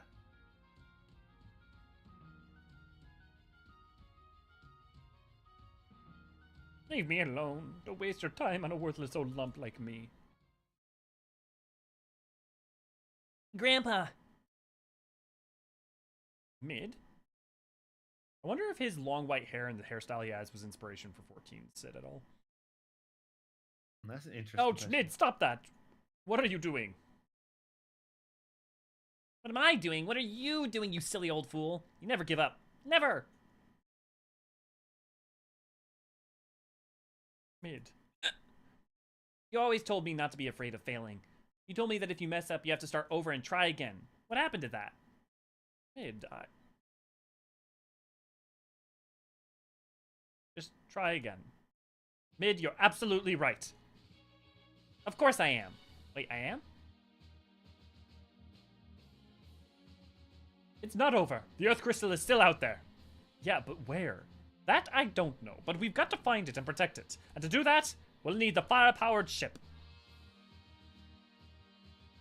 Yes, we'll need to get the ship moving again. Without the crystal. Way ahead of you, Grandpa. Just look at this.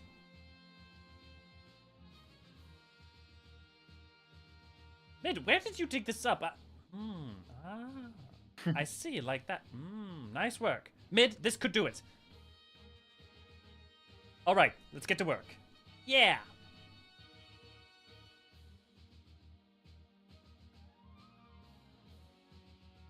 Casual grandpa smacking.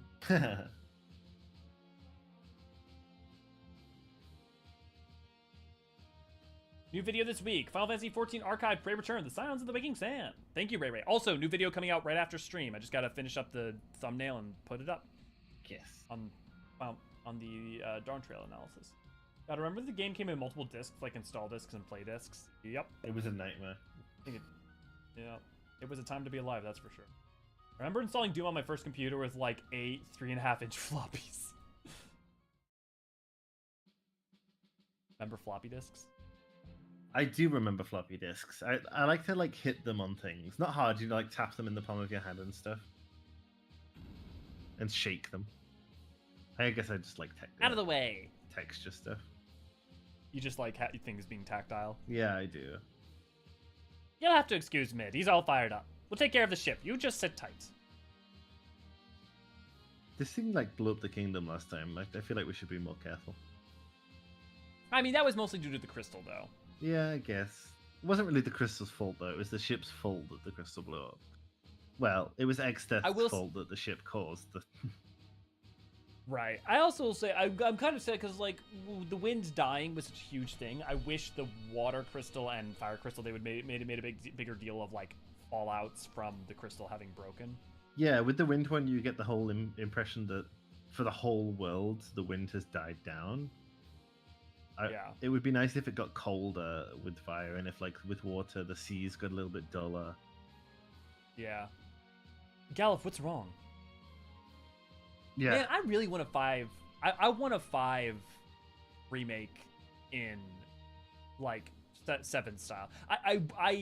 Replaying these has made me really want to see all of them get a remake. Yeah, I would love that. Yeah, I think all of them. Like, all of them I really want. I would love to play a 4 that has, like, a kind of real-time combat mechanic. I'll either something like 16 or 7 remake. 7 remake, yeah. Like, yeah, 7 remake, especially with your party. Man, I want that. I would love to see a I've been on this road the whole time. You know what I'm gonna say, but a 2 remake. Yeah. All you, by the way. Yes, you do look even stranger than usual. Galuf, are you all right? My head. Ooh. It was like I could almost remember. Echo vision. Grandpa. Mid. Yeah, very Echo Vision. You want to do Krile? What should I do for Krile? Since I've already got like the high voice for I could do her. Yeah, you can do Krile. Because we're also gonna because then we'd be still being 2-2. Grandpa. Krile. Yes, it does, Infinite. Ouch, ouch, Mid, stop that. What are you doing? What am I doing? What are you doing, you silly old fool? You never give up. Never.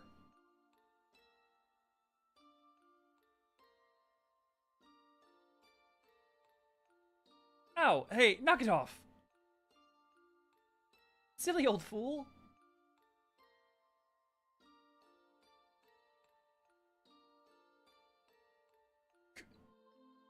Krile. Krile needs a really deep voice. Galuf, what happened? Did you remember something?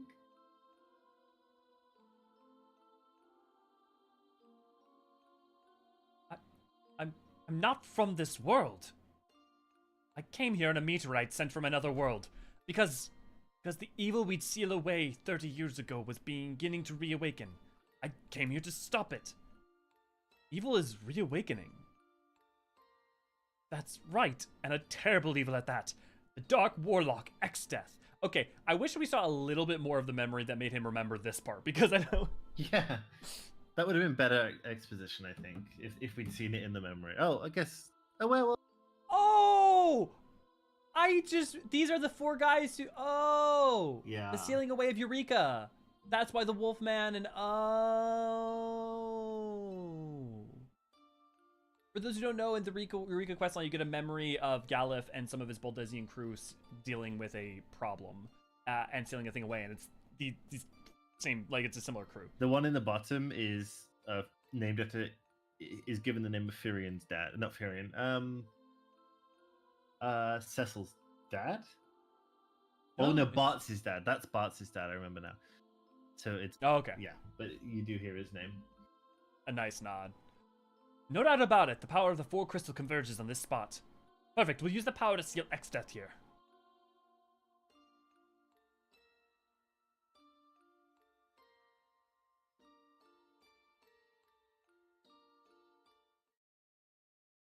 In crop circles. I came here once before to seal him away, 30 years ago. So if all 4 crystals are destroyed, then the seal you placed on X-Death will be broken? Right, my head. Galif, still can't remember clearly. Ugh. We can't allow X-Death to be revived. Galif, I'm okay. Yeah, I mean, and Eureka being 5 inspired makes a lot of sense, right? Yeah, no, 100%. Are you sleeping? Okay. They worked hard.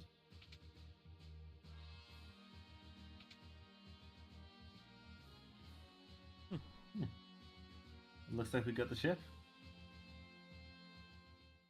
Where are we going with it, though? I don't know. How do we get it? We just like go up to the steering wheel? It looks... Oh. What about the map downstairs? Oh, that'd be interesting. Like a map select. Back to the new you can still find enemies firepower ship. Need to, as a note, you still open to don't enter the town of Crescent. Okay. Ship. Okay, it says we have the new ship. Maybe. Nope. Let me try talking to Sid instead. Yeah, okay. Okay. Ah, slept like a top. What? What? What? What does that mean? What does that mean?